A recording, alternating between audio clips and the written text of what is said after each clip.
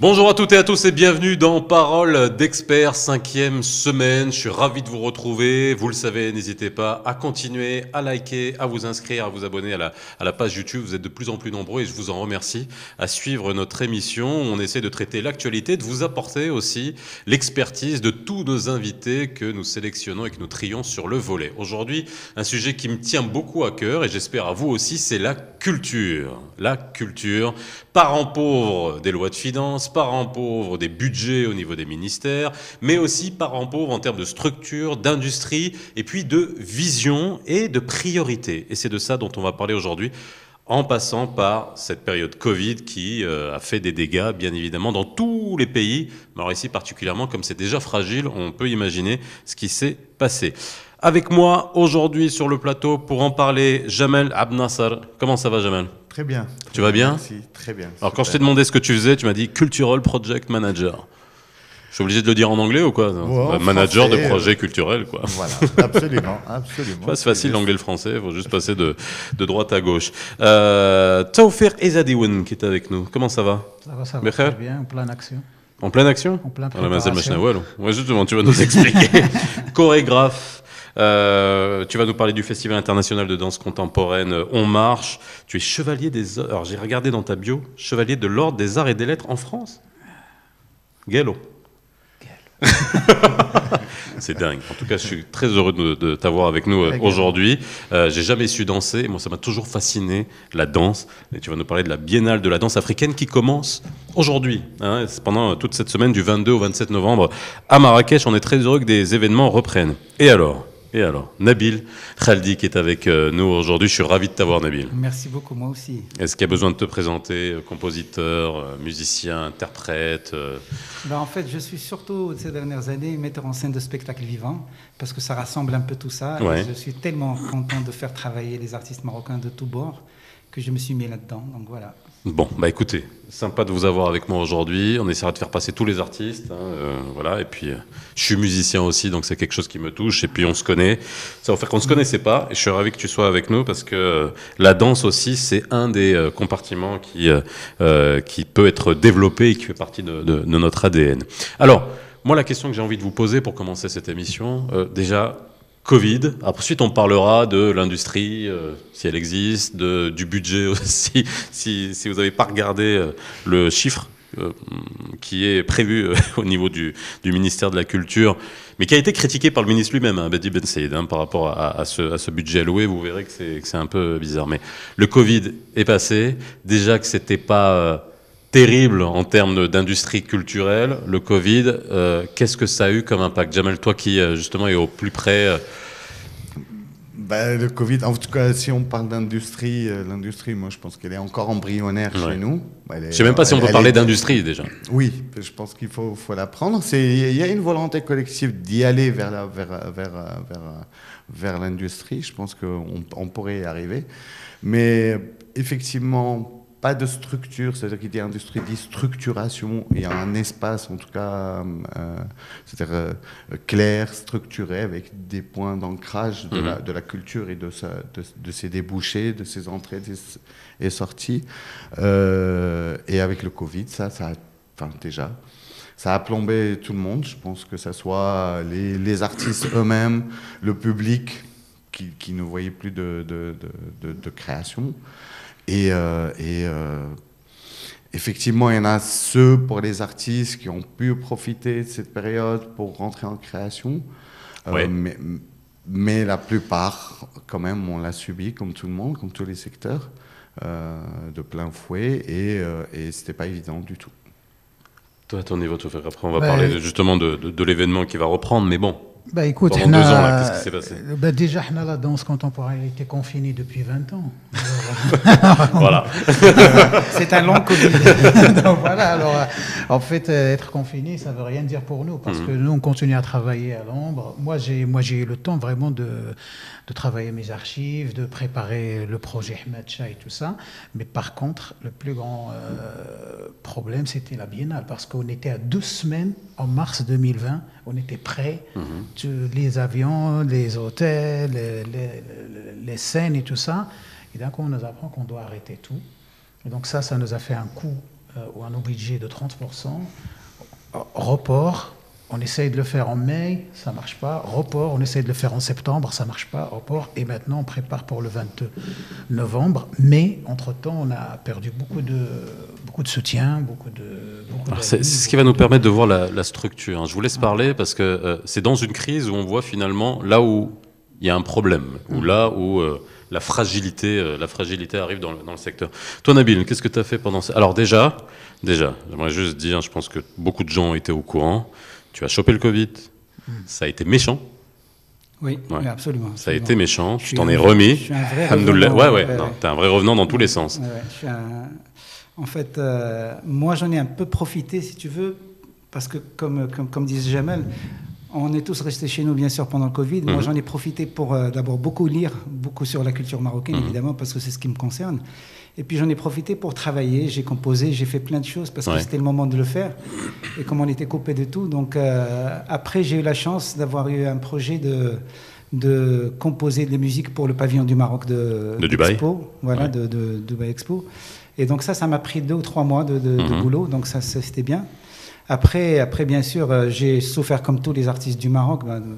Les musiciens en premier, ils ont pris un coup. Donc voilà, c'est un milieu au Maroc qui est déjà très très fragile, comme disait notre ami. Mais les musiciens encore plus, parce que c'est des gens qui travaillent même pas au jour le jour. Donc, alors, juste quand on parle de musiciens, il y a tous les musiciens. Il y a les musiciens qui sont connus, il y a les musiciens qui bossent dans les mariages, dans les fêtes, dans les restaurants, etc. Et c'est vrai que ça, par contre, la scène marocaine, depuis un certain nombre d'années, elle s'est enrichie. Elle s'est enrichie, on a des magasins de musique au Maroc. Non mais c'est vrai, ils commencent à avoir ça. Avant, on ne trouvait pas, pour acheter un jeu de cordes de guitare, on allait où à Casa? On allait boulevard de Bordeaux. Je pense qu'on allait tout vers le même. Et là, on a vu quand même ces dernières années, avec le moment du boulevard, les festivals, etc., plus en plus de musiciens, et ça c'est génial. Et ces gens-là, pendant le Covid, ils n'ont pas bossé. Ils n'ont pas bossé. Il y a tous ces musiciens-là, il y a toutes les troupes traditionnelles. Donc je ne vais pas parler de folklore parce que je n'aime pas ce mot. Non, folklore fait partie de la culture. Voilà. Il y a toutes les musiques traditionnelles du Maroc. Et puis après, bien sûr, quand on parle de mariage, on ratisse un peu plus large. C'est-à-dire tous ceux qui gravitent autour de ces fêtes-là, ils ont pris un coup. Donc aujourd'hui, j'espère que c'est le début c'est une renaissance, en tout cas, quand on va retravailler plus ce nouveau gouvernement. Alors, est-ce que ça risque pas, justement, moi je pose la question, on a toujours tendance à faire la comparaison avec la France, etc. On le fait de moins en moins parce qu'on commence à être énervé, mais la France, c'est une grosse industrie culturelle, on pourra faire un comparatif d'un point de vue vertueux, mais il y a eu un phénomène, c'est que par nécessité, ce que eux ont comme système les intermittents du spectacle, ceux qui bossent dans cette industrie-là, on n'en trouve plus parce que, par nécessité, ils ont dû aller chercher d'autres boulots ou se reconvertir en attendant. Et est-ce que nous, ici, sur ces métiers-là, est-ce qu'on risque pas aussi d'avoir une pénurie, là, quand ça va reprendre, parce que mais qui ont dû bouffer, quoi. Ils ont dû aller trouver d'autres travails, je sais pas. C'est clair, mais en tout cas, justement, parce que comment moi j'ai mis en place la création Ahmed Shah avec 10 danseurs, parce que j'ai perdu la moitié de mes danseurs qui étaient en formation avec nous. Ils sont partis dans des centres d'appel. Alors en fait, le travail de plusieurs années... C'est normal, ils ont besoin de bosser, ils ont besoin de manger. C'est normal, parce qu'on met 7 ans, je crois, pour former un danseur ici au Maroc, parce qu'on commence tard, parce que... Et alors tout le travail qui a été fait depuis 7 ans, aujourd'hui, il est dans des centres d'appel, malheureusement. Mais effectivement, le Covid aussi a posé la problématique aussi de dire, ok, le Covid est arrivé, c'est vrai qu'il y a un désastre à plusieurs niveaux, mais comment maintenant on peut pratiquer cette culture? Avec ce qui s'est passé, ça nous a fait une pause qui n'était pas de bonne foi, on va dire, où elle était quand même, elle a réduit beaucoup le gain-pain, enfin, le côté économique de l'artiste. Mais effectivement, c'est aussi une opportunité pour aussi repositionner le Covid. Qu'est-ce qu'il nous apprend? Il nous apprend que, en tout cas, il y a énormément de choses qui peuvent se passer. Il y a eu un retour. Est-ce qu'on a une structure qui peut, c'est-à-dire avoir des alternatives à part le spectacle vivant? Bon, là, on est forcément, donc on tend beaucoup plus vers le virtuel. quelle est cette forme nouvelle qu'on peut avoir en termes de création? Comment on peut repenser à la création même, que ce soit musicale ou artistique? Je juste reviens sur un point, parce que tout ce que tu dis, je l'entends depuis des années. Tu sais, ce concept, comment repenser, etc. Mais il y a un moment donné, le nerf de la guerre, j'ai l'impression que c'est chaud de parler d'argent quand on parle d'art au Maroc. J'ai l'impression qu'il y a un véritable problème. Là, tu l'as dit, tu as perdu 30%. On fait un appel depuis des années. On sait que la culture est financée par le secteur privé avec des sponsors. Et ce qui devait arriver arriva. Quand il y a une crise, c'est quoi les premiers budgets qu'on coupe? C'est le sponsoring. Ce qu'on va dire, c'est normal. Donc là, est-ce qu'on peut s'attendre que dans les années à venir, on est beaucoup moins de financement de spectacles par les entreprises privées? En fait, c'est aussi aux artistes de travailler un peu dans ce sens. C'est-à-dire que dans toute création aujourd'hui, on ne peut pas compter que sur l'État. Il faut peut-être qu'on aille aussi chercher du sponsoring, comme ce qui se fait un peu à l'international. Moi, j'ai travaillé en France pendant des années. Tu parlais d'intermittent du spectacle.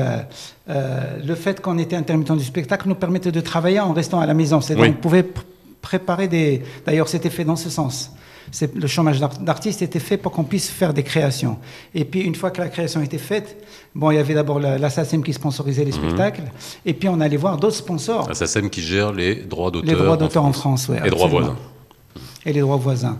Et donc ici, ça nous manque tout ça. Donc ici, les grosses structures ou les grosses enseignes, quand on leur demande un sponsoring, ils ont déjà donné énormément de budget à des gros festivals, etc., qu'ils n'ont pas spécialement choisi. C'est un peu du racket, entre parenthèses. Enfin, c'est un peu méchant ce que je dis, mais c'est comme ça. Et donc nous, quand on n'arrive pas derrière en leur proposant de sponsoriser un spectacle, c'est des tout petits budgets, c'est honteux à la limite, j'ai même pas envie de le dire. Mais alors moi, juste par rapport à ce que tu dis, moi je suis pas d'accord, il n'y a pas beaucoup de sponsors en France ou dans d'autres pays. On voit très rarement un sponsor d'un disque, alors qu'ici on était obligé, tu vois, à rigueur une radio, parce que c'était logique, qu'elle sponsorise et qu'elle soit partenaire d'une tournée, d'un artiste, etc. Mais on voit très rarement des sponsors sur une tournée. Mais on a surtout des mécanismes qui peuvent, par exemple, financer la partie création d'un album, pour ne parler que de la musique, ou d'autres qui financent que la partie, par exemple, clip. Il y en a qui financent juste la diffusion, la tournée d'artistes. En fait, il y a plusieurs organismes comme ça qui se complètent au final pour soutenir l'artiste sans qu'il soit à chaque fois aller vers des marques commerciales qui parfois utilisent ou détournent l'image de l'artiste ou utilisent l'image de l'artiste. Toi, faire la biennale qui commence cette semaine, juste voilà, concrètement, comment tu l'as construit? Est-ce que tu as un sponsor? Comment tu t'es débrouillé pour la faire maintenant? C'est-à-dire sortie Covid, en plus dans une période où on n'était même pas encore sûr, on ferme, etc. Comment tu as pu mettre ça en place? Écoute, sincèrement, c'est un travail de 4 ans. C'est depuis 2016, on était en train de travailler sur cette biennale. Donc, c'est la biennale de la danse en Afrique. C'est une première fois. C'est un honneur que le Maroc organise ça et qu'on fait confiance au Festival aux Marches qui existe depuis 15 ans. Donc, bien sûr, on a des fidèles. Au bout de 15 ans avec En Marche, on a construit une fidélité. Par exemple, Sadi, Madame Elisabeth Bouelel, qui soutient vraiment la danse et qui est une du seul de Marrakech qui soutient vraiment la danse. Par exemple, l'Institut français Paris. Ça, ils sont vraiment à fond. Par exemple, j'entends Elisabeth, j'entends l'Institut français de Paris. Il y a un moment où je vais entendre autre chose en soutien ou pas? Une Fatima. Oui. Malheureusement. Non, mais oui. Alors, malheureusement. Oui, bien sûr. Après, bien sûr, il y a toute une équipe qui travaille, qui sacrifie. Parce que si je veux vraiment payer l'équipe comme il faut, on ne serait pas à la 3e édition de cette biennale qu'on n'a pas encore réalisée. Donc, cette équipe, vraiment, je l'admire et je la félicite pour son encouragement, mais qu'il y a aujourd'hui, maintenant, avec les nouvelles élections, la ville de Marrakech, ça c'est très important parce qu'il y a 5 ans, on n'arrivait pas à faire exister la danse. On dirait, je veux aller dans la danse, tu sais, le sport, mouvement, je ne sais pas quoi. Donc, عندنا peu في المغرب. فينا le ministère de la Culture, March. Pire encore, à Marrakech, il y a un problème de salle. La seule salle d'art Taqafa qui existait, la plus grande salle, c'est aujourd'hui, depuis 4 ans. Il est en rénovation jusqu'à nouvel ordre. Même, par exemple, les théâtres, la même Goulsmia, Nasli Andom un théâtre, un hôtel de Marrakech, c'est une très belle scène, ben, ils nous abandonnent à la dernière minute. Voilà qu'ils ne lâchent pas. Donc, s'il n'y avait pas quand même l'Institut français Paris, l'Institut français Marrakech, l'ambassade de France, le fonds franco-allemand, un peu la ville de Marrakech aujourd'hui qui arrive à la dernière minute au secours de cette biennale. Il y a aussi les Wallonie-Bruxelles, voilà, les organismes un peu internationaux. Ben, en plus, bien sûr, on a aussi un très bel partenariat avec... les TV5 avec Deuxième, avec... Il y a Deuxième. Il y a Deuxième France, non, Mali. Mali. Non, mais on plaisante, on force le trait, mais voilà. Moi, j'ai l'exemple même de ça. En fait, mais ça pose vraiment la problématique du financement, de l'action non, culturelle. De l'intérêt. De soutien. De l'intérêt. On a bien vu qu'on était capable, pendant la compréhension. crise, de sortir de l'argent. On a tous vu, il y a un moment donné, pour sauver le pays. Ok. Pourquoi on n'arrive pas à sortir de l'argent pour le soutien, pour encourager, pour voilà, la culture. Est-ce qu'aujourd'hui, la culture, on s'en fout? Non mais il y a un moment donné, est-ce qu'on en a peur ou on s'en fout? Moi, je te demande à toi, parce que... on s'en fout pas, parce que au niveau du public, les gens amènent leurs enfants à faire de la guitare, ils veulent qu'ils apprennent du piano, ils veulent les voir faire de la danse, ils veulent faire tout ça. Moi, je pense que c'est beaucoup plus un problème structurel, j'y reviens et je vais me répéter assez souvent. On parle du ministère de la Culture en tant qu'entité nationale, ou en tout cas... Alors, culture, communication et jeunesse. Bon, mais on va rester que sur la culture. Mais il y a aussi la problématique qui se pose des collectivités locales. Parce que les villes aussi, les communes, ils ont des budgets pour la culture.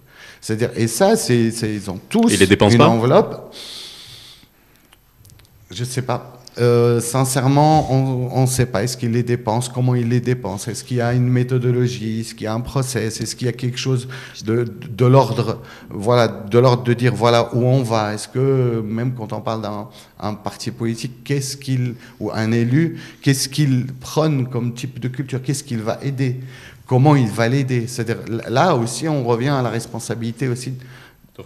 Jamais, il y a deux choses fâchées. Par exemple, كنقولوا ما نديروش لا ريسبونسابيلتي على المينيستير دو لا كولتور ولكن بلاتي سا ديبون شنو هو لو دومين باغ اكزومبل الا خدينا لا دونس عندك لي زيد ديال لي زار كوريغرافيك وميوزيك ديجا هذه مشكله حيت الفو خاصنا نحددوا شنو هو البيدجي ديال لي زار كوريغرافيك ونديروا لا دونس كوم انا غابار بغيتي نقولها لك ها بغيتي نقولها لك بلا ما تقولها ما تفكسنيش مع الصوت غنفقسك هذا العام et qui a été c'est un budget qui a été critiqué par le ministre lui-même parce que c'est pas on lui a donné ce budget à gérer. On parle bien de la budget pas de tout le ministère mais de subvention au spectacle, etc., en divisant ça par les différentes catégories. 60 millions de dirhams pour 2022. 60 millions de dirhams. La musique et art chorégraphique, 12 millions de dirhams. Ok, c'est 20%. Le théâtre, 20 millions de dirhams. Le livre, 11 millions de dirhams. Et les associations culturelles qui vont faire des festivals, 9 millions de dirhams. 9 millions de dirhams, c'est 4 grosses bagnoles qu'on voit rouler à Casablanca. Ouais. Voilà ce que ça vaut.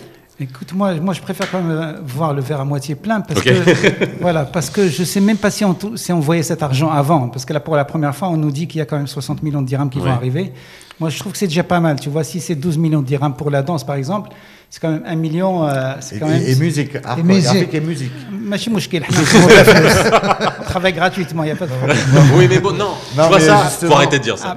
Après, non, j'ai jamais dit ça, mais jamais à parler de parti politique.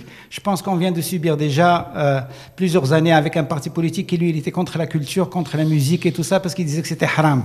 Et donc ça, moi, je l'ai entendu plusieurs fois. Bon, c'est pas la peine de parler de ce qui s'est passé, mais non, c'est important parce que ça peut laisser un impact. Il va falloir rattraper tout ça. Moi, je l'ai vu dans mes projets. Nous, on a perdu quasiment 50% avec le parti politique qui était au pouvoir. Le PJD, on sait tout ce qui c'était. Ouais, mais bon. Non, mais ils ont remis la culture à l'ordre du social. Voilà, enfin, c'était l'action sociale. Voilà, et même dans l'événementiel, etc., tous les spectacles qu'on faisait dans la fin des congrès, etc., des clôtures, tout ça a été zappé, tout ça a été coupé. On n'avait pas besoin de culture, pas besoin de montrer les artistes du Maroc, etc. Maintenant, tout à l'heure, il parlait aussi des budgets de chaque ville au Maroc. Je pense qu'il y a aussi quelque chose d'important, c'est de faire travailler les gens de la ville par rapport au budget qui a été alloué à chaque ville. Je vois par exemple le festival de Casa ou le festival de X ou Y, et on ramène des gens qui n'ont rien à voir avec la ville, alors qu'il y a des artistes dans la ville qui doivent, pour moi, profiter de ces budgets-là pour faire des créations, pour faire des choses pour la ville elle-même. Et ça n'empêche pas d'inviter des artistes d'autres villes. Mais je pense, pour moi, c'est très important de faire ça. Moi, en France, en tout cas, on travaillait comme ça. Il y avait des budgets pour n'importe quel petit village en France.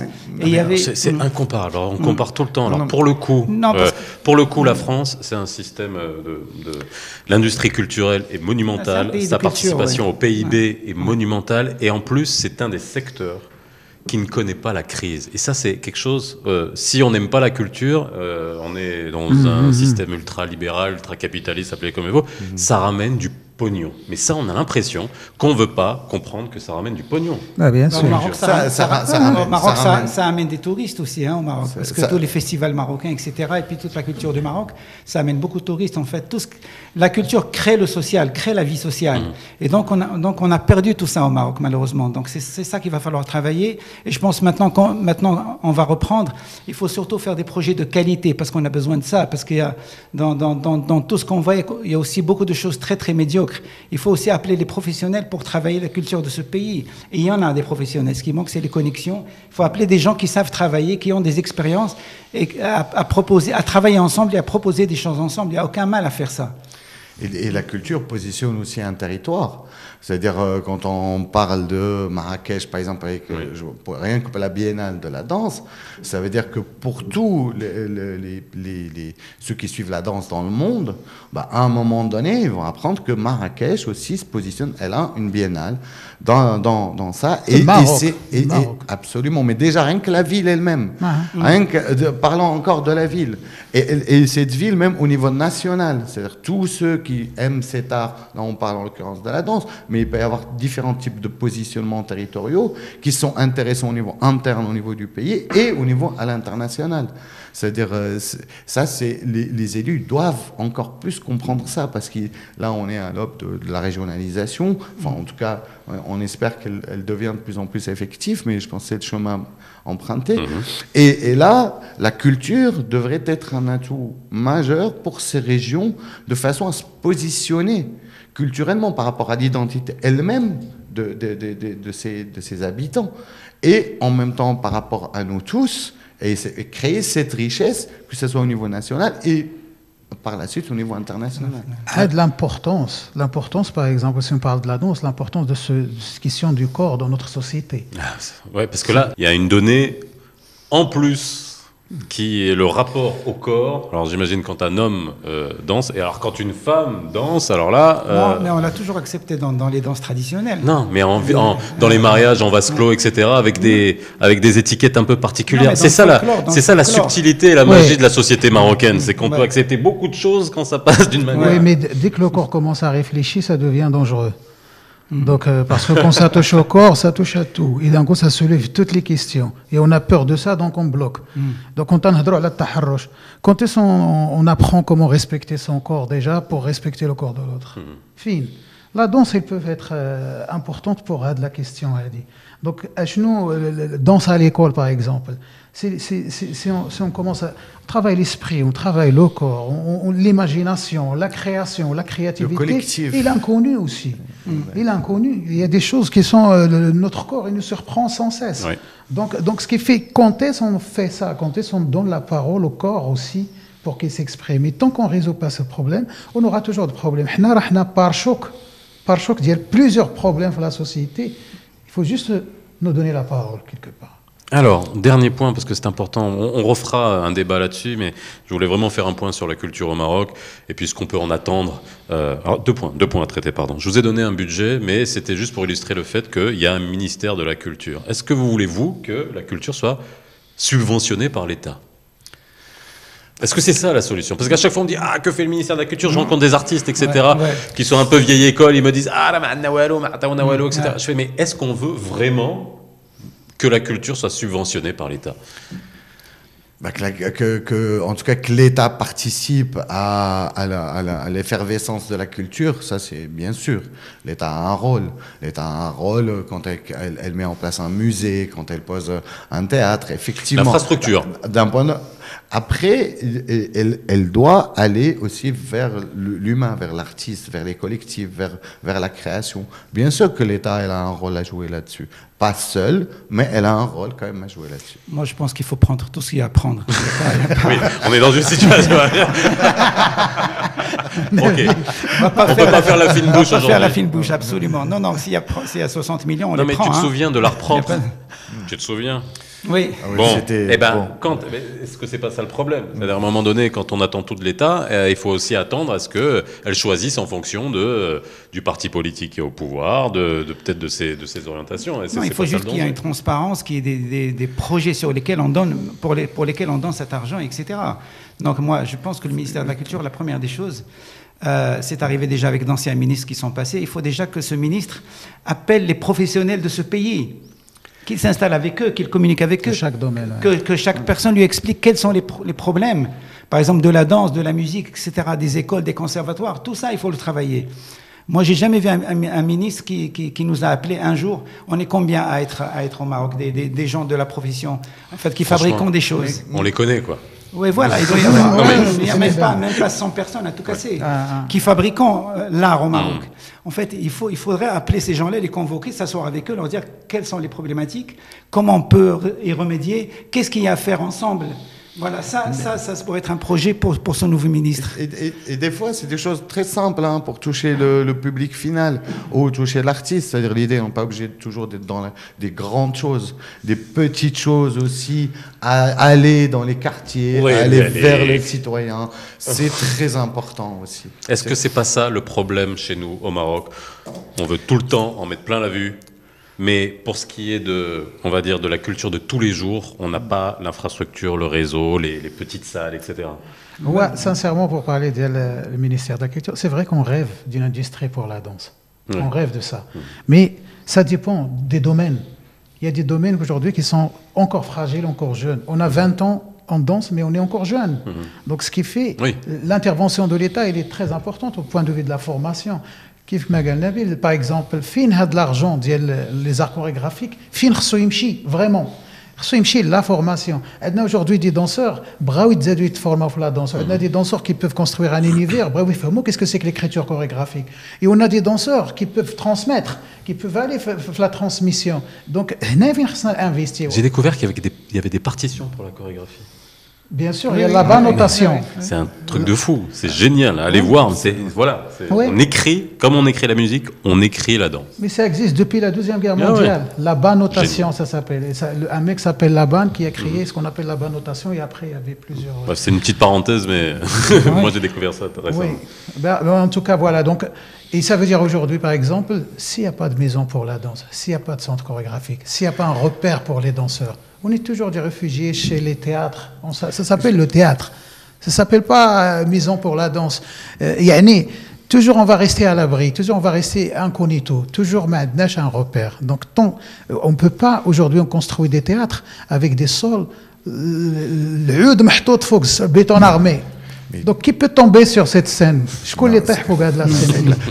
Mais on peut aller plus loin, parce que dernièrement, au ministère de l'Éducation nationale, il y a eu un changement. Avant, moi, quand j'étais au collège, on avait les arts plastiques, on avait tout ce qui était... Il y avait même des cours de musique. Des cours de musique, exact. Il y avait ça. Maintenant, ils ont enlevé ça des lycées, ça veut dire que ce n'est pas une matière obligatoire qui passait par rapport avec toutes les matières, et ils ont créé des lycées, c'est d'éveil culturel et littéraire. Enfin bon, ça veut dire qu'ils vont encore plus isoler. l'éveil culturel, l'éveil artistique dans un autre endroit au lieu de le garder. Moi, en vous dans le écoutant, même j'ai l'impression, et en observant depuis des établissement. années, j'ai l'impression qu'on sait pas faire. J'ai l'impression qu'on sait pas comment prendre le goût. Je parle pas des professionnels comme toi, comme vous, etc. Mais que les différents ministres, gouvernements, on sait pas faire, C'est on ce que sait je pas disais. prendre le Pourquoi goût. on n'appelle pas des gens comme lui, des professionnels, des gens qui ont eu des expériences. Et qui Moi sont aussi, sur le terrain. qui sont sur le terrain, qui voilà, connaissent le tous les terrain, jours. qui connaissent. Jamais aller sur le terrain tous les jours dans les Voilà. petites villes à Je veux dire, Agadir, en etc. parenthèse, il y a un cheptel de jeunes talentueux qui font tellement de belles choses.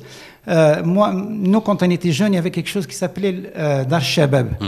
Et Dar Shabab, il y avait tellement de talents qui sont sortis de Dar Shabab, incroyable. Et puis, je donne un autre exemple qui était tout simple. Il y avait Eid al-Arsh. À l'époque, il était le 3 mars, et le 3 mars, on était tous à l'école, et dans toutes les écoles du Maroc et dans toutes les rues du Maroc, il y avait des fêtes, et donc on tournait dans les classes pour voir quels sont les élèves qui avaient un talent. Et de là sont sortis un paquet d'artistes qui sont là aujourd'hui. Et je pense que j'en fais partie, parce que ça m'a donné l'occasion de briller devant un public, etc. Et j'ai vu ce que c'était l'impact. Bon, après, on a continué. Mais ce que je disais, il faut appeler les gens qui sont aujourd'hui sur le terrain et qui ont des choses à dire. Et ils peuvent... Pardon ? C'est très important, pardon, je coupe sur les centres culturels de proximité. Dar Shabab, ça c'est... Moi, la première fois que j'ai vu une pièce de théâtre, j'avais 12 ans. Je suis rentré, j'ai vu une pièce de théâtre, j'étais comme Ça te marque à vie. Absolument. Et tu vas avec tes parents, en plus. Voilà, on en parle et on le vit et on comprend. Mais ces centres de proximité, il faut les réactiver. Il y en a plein. Construits. Ouais. Mais il y a Ça, pas ça demande pas grand-chose. Il y a pas. Franchement. On investit sur projet, des salles qui sont Il y a fermées tellement partout. de foncier aussi de l'État un peu partout et avoir des Absolument. petites salles même de 50 places, 30, on n'a pas besoin que de projet. grands... خاصنا البروجي عندنا لي صال خاصنا البروجي Faut une vision. Voilà, شنو هو البروجي. Alors, dernier point, je voulais parler des droits d'auteur, tu as évoqué, on fera des émissions, on détaillera parce que c'est des points extrêmement importants qui sont techniques et qui posent un vrai souci. J'ai eu le plaisir, je le dis, de rencontrer la nouvelle directrice générale du BMDA, qui est le Bureau marocain des droits d'auteur. J'étais agréablement surpris. Beaucoup d'écoute et je pense que Oui, toi oui, aussi, c'est une grande dame, parce ouais. que pendant longtemps, ce BMDA, c'était un vrai problème et je pense qu'on en a parlé plusieurs fois dans les médias. Est-ce qu'il faut passer obligatoirement par ça? C'est ça qui structure une industrie, c'est ça qui pérennise les métiers de la culture dans un pays ou et c'est un préalable qu'il faut absolument sécuriser? Non, je pour crois ton pas. avis Parce que le BMDA, il a son rôle. En fait, il récolte tout ce que ça génère comme droit et il rétribue les artistes. Oui, mais ce que ça génère comme il faut encore que les gens les payent, parce qu'il y a la diffusion, Oui, il y a mais les après, radios, ça, voilà. il y a les... Oui, mais bon, faut qu'il y ait suffisamment de ressources pour pouvoir après le redistribuer aux artistes. Oui, après ça, c'est un travail du BMDA. Pourquoi ça marche ailleurs que ça ne marcherait pas chez nous? Oui. Il faut juste prendre ces exemples-là. La SACEM était prête depuis plusieurs années à venir au Maroc et d'installer cette façon de récupérer, de contrôler, etc. Bon, après, il y a plein d'acteurs qui sont dans le faux au Maroc. Par exemple, si on écoute aujourd'hui une radio et n'importe quelle chanson qui passe, vous n'entendez jamais le nom ni de l'auteur ni du compositeur. Ça peut commencer par là déjà, parce que personne ne sait qui a fait quoi. Ouais, mais bon, il y a un système très Il y a simple que au comme ça, BMDA. parce Les qu'aujourd'hui, radios sont censées payer 2% de leur chiffre d'affaires au BMDA et transmettre des playlists. Donc après, maintenant, tout est informatisé, qui permet normalement de Après, sur les redistribuer. playlists, bon, il y a à boire et à manger. Quoi. Oui. C'est ça, le problème. C'est pas toujours les vrais compositeurs et les vrais auteurs qui Voilà, sont sur ça la liste, hein. nomenclature alors. Ouais. Voilà. Et effectivement, le BMDA, il faut qu'il reprenne ses fonctions et qu'il fonctionne correctement parce que pendant longtemps, il était absent. Il existe, mais... Ah mais là, nouveaux mais là, mais c'est- locaux, nouveaux c'est trucs, très bien, nouvelle on directrice. Là, franchement, Mais en tout cas, franchement, maîtrise moi, parfaitement ça m'a son sujet, redonné ouais. confiance. Je dis on sincèrement. rencontre plusieurs artistes qui disent on commence à recevoir, Ouais, exact. on commence à là. Même au niveau du cinéma aussi, les droits d'auteur au niveau du cinéma, c'est-à-dire un réalisateur quand son film est passé, repassé, parce qu'on parle que droit d'auteur et droit voisin par rapport au, mais ça englobe aussi tous les autres domaines. C'est-à-dire c'est des droits d'auteur en tant qu'auteur, en tant que créateur, créatif, un livre, une photographie, un scénario, un ما film. كايناش الكوريغرافي Alors باغ voilà. اكزومبل Mais علاش بوركوا ما كايناش لا كوريغرافي في هذه القضيه Alors que, et c'est pour ça que j'ai parlé de partition tout à l'heure. Tu vois, je pensais à un truc. C'est-à-dire qu'on peut codifier. Le chorégraphe, c'est comme une des partition. auteurs. Bien sûr. Comme, Ouais. donc, à partir du moment où on peut déposer codifier. son œuvre, absolument. Voilà.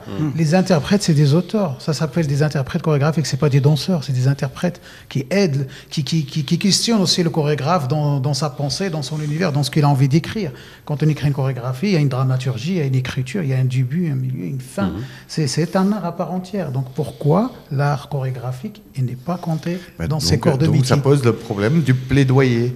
Ça veut dire qu'il faut se mobiliser, qu'il faut y aller aussi. C'est-à-dire, l'idée aussi, c'est que tous, nous, comme nous sommes, si on y arrive à un moment donné à avoir un manifeste, à plaidoyer, avoir un vrai plaidoyer par rapport à ces entités-là, que ce soit le BMDA ou que ce soit le ministère lui-même, parce que... Enfin, je pense qu'il faut que tous les gens du secteur aussi se mobilisent et se battent aussi pour leurs droits. Merci à vous d'avoir été avec moi. Je veux juste redonner rendez-vous.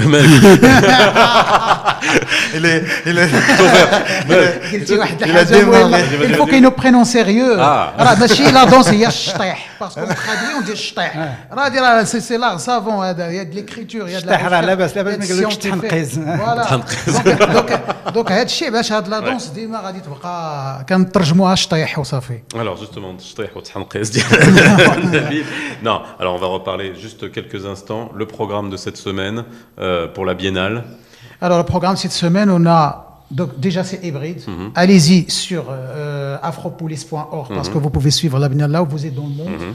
24 sur 24. Maintenant, pour le programme présentiel, on a la génération 2020, qui est une génération sur laquelle on a travaillé pendant 2 ans, avec un monteur qu'on a suivi. C'est une première sur le continent. On a 20 jeunes chorégraphes. La première fois qu'on va les voir sur scène. Africains, bien sûr, sur tout le continent. La première fois, cette biennale, j'ai opté pour ouvrir pour les anglophones et les lusophones aussi, et pour l'Égypte, qui n'a jamais fait partie de cette biennale. Donc, ça veut dire anglais, portugais et francophone et aussi égyptien parce que ça ne comptait pas avant. On a aussi des chorégraphes confirmés dans le monde qui tournent partout dans le monde avec des grandes pièces comme Hafiz Daou, Sali Hassano, Tawfiq Ezidiou. C'est qui celui-là? Voilà, et ça c'est une chose. On a aussi à l'école de cinéma tous les matins. Il y aura une projection entre 11h et midi d'une pièce, des pièces qui sont en digital mais qui seront présentées en live directement à Marrakech. Il y a aussi des conférences très importantes sur des questions d'urgence qui est la circulation des artistes dans le continent, le devenir de la danse dans le continent, autre sujet, le problème des lieux pour la danse dans le continent et aussi la question d'un marché pour la danse contemporaine sur le continent.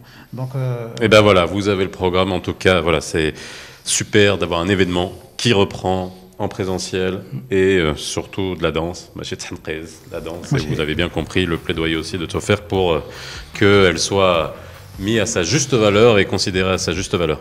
Merci Nabil. Merci à toi. Merci Jamal. Merci Tchoffer. Moi je vous dis à très vite dans Parole d'Expert sur H24. À bientôt. Bye bye.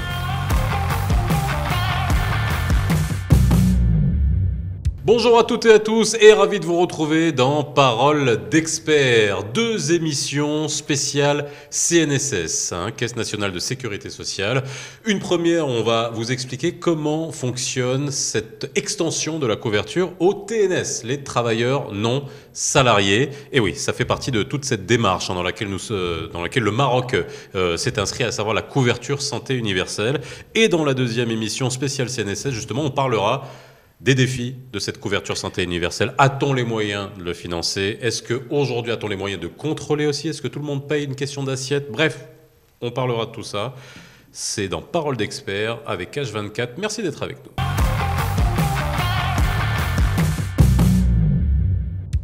Et pour parler de ce sujet avec moi, à ma gauche, Wissal Gharbaoui. Comment ça va, Wissal? Très bien. Tout va bien? Merci, oui. Ouais, en forme? Alhamdoulilah, oui. Ouais. Ça va. Bon, ok, c'est tout. Ouais, D'habitude, tu m'as habitué à plus... Lundi tu matin. t'es engueulé avec quelqu'un? Non, j'évite. T'es vite? Oui. Bon. Ali Salhani qui est en face. Enchanté. Ok, super. Mais qu'est-ce que vous avez là? Qu'est-ce qui se passe? Rien, bon, on a... Dès qu'on passe de la sécurité sociale, vous êtes capoute, quoi. Qu'est-ce qu'il y a? Vous On allez a donné monter, le vous allez déposer un maximum dossier en off. Ok. On a donné le maximum en La off. réunion de rédaction a été animée, donc Ok. là, ça va. Ok, préparez vos dossiers médicaux pour vous faire rembourser. Reda Benamar est avec nous. Merci Reda pour la première fois sur le plateau de Parole d'Expert, directeur des études, de la communication et du développement à la CNSS. Bonjour Reda. Bonjour, merci Faisal. Toujours un plaisir d'être parmi les experts là où tu es. Eh ben, tu vois, voilà, merci d'être avec nous. Et toi, et encore une fois, tu réponds toujours présent pour essayer d'expliquer. Oui, Ça sera d'ailleurs le sujet de ces deux petites émissions au niveau de la CNSS, de faire un peu aussi la timeline, hein, de d'où on est venu, où on est aujourd'hui. C'est important, des fois, parce qu'on a la tête dans le guidon, des fois on se plaint, etc. Mais il faut un peu regarder où on était avant et où est-ce qu'on en est aujourd'hui. Première émission, parler de l'extension, c'est l'actualité de la couverture aux travailleurs non salariés. Alors il y en a beaucoup des travailleurs non salariés et on va essayer de comprendre qui sont les travailleurs qui sont concernés par ça, combien ça va coûter, quand est-ce que ça rentre en vigueur, et ça c'est extrêmement important. Alors déjà, avant que je donne la parole à Reda pour qu'on sache comment ça va fonctionner, ça c'est déjà un premier jalon, enfin pas un premier jalon, c'est un autre jalon vers la couverture santé universelle. Ali ? C'est extraordinaire, tout d'abord. Il faut dire les choses telles qu'elles sont. Travailler non salarié. Bon, comment ça va se faire? Bon, il nous expliquera bien comme il faut notre cher Reda. Mais je trouve que c'est une chose fondamentale. Mais il faudrait qu'il y ait déjà l'esprit. C'est que les gens veuillent cotiser, veuillent avoir cette cotisation sociale. Je pense aux auto-entrepreneurs, je pense à tous ces salariés qui vont payer, je pense, une contribution professionnelle unique, une CPU. On va arriver. Je voudrais qu'il y ait cette conscience comme quoi il faudrait être protégé par la loi, socialement parlant, etc. Et que les gens puissent s'inculquer cela. J'ai remarqué que beaucoup d'entrepreneurs, par exemple, que j'ai côtoyés, c'est leur dernier souci d'avoir ça. Et ça, c'est très important. On abordera ce volet des auto-entrepreneurs aussi dans la deuxième partie de l'émission. Oui, Sol. Moi, je trouve que c'est un concept qui est formidable de couverture sociale pour les travailleurs non salariés parce que, et je parle sous le contrôle de notre cher invité, je pense que le principe même de solidarité s'exprime dans le mindset et dans l'état d'esprit dans lequel on doit tous s'inscrire en tant que contributeurs à la Caisse nationale de sécurité sociale.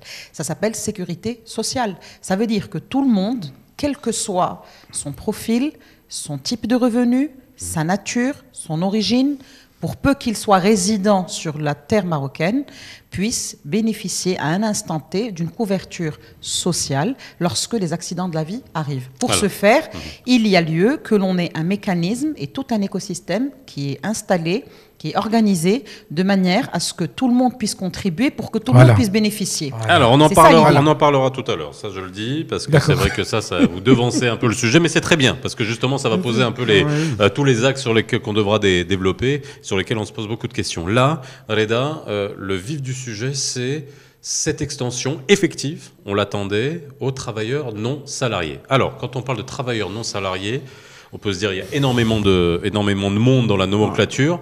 Qui ça concerne? Quand est-ce que ça rentre en vigueur, Reda? Très bien. Mais permettez-moi aussi de dire une petite introduction par rapport à cet événement crucial et qu'on pourrait même synthétiser comme une révolution sociétale importante puisque ça va intégrer un nombre important de la population marocaine qui aujourd'hui ne bénéficie d'aucune couverture structurée ou organisée ou réglementaire.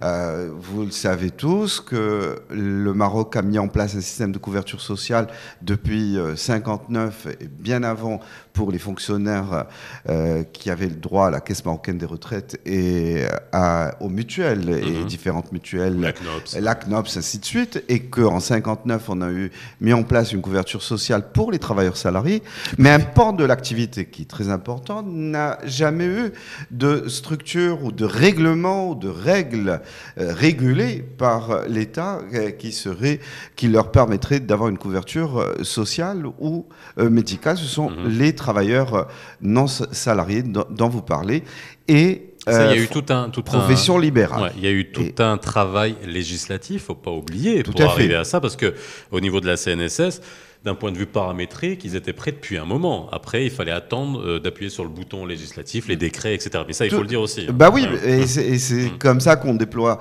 la couverture pour les travailleurs non salariés. En fait, c'est un projet qui nous vient de... Bon, qui a vu beaucoup d'évolutions depuis ces dernières années. Donc, il y a eu les lois.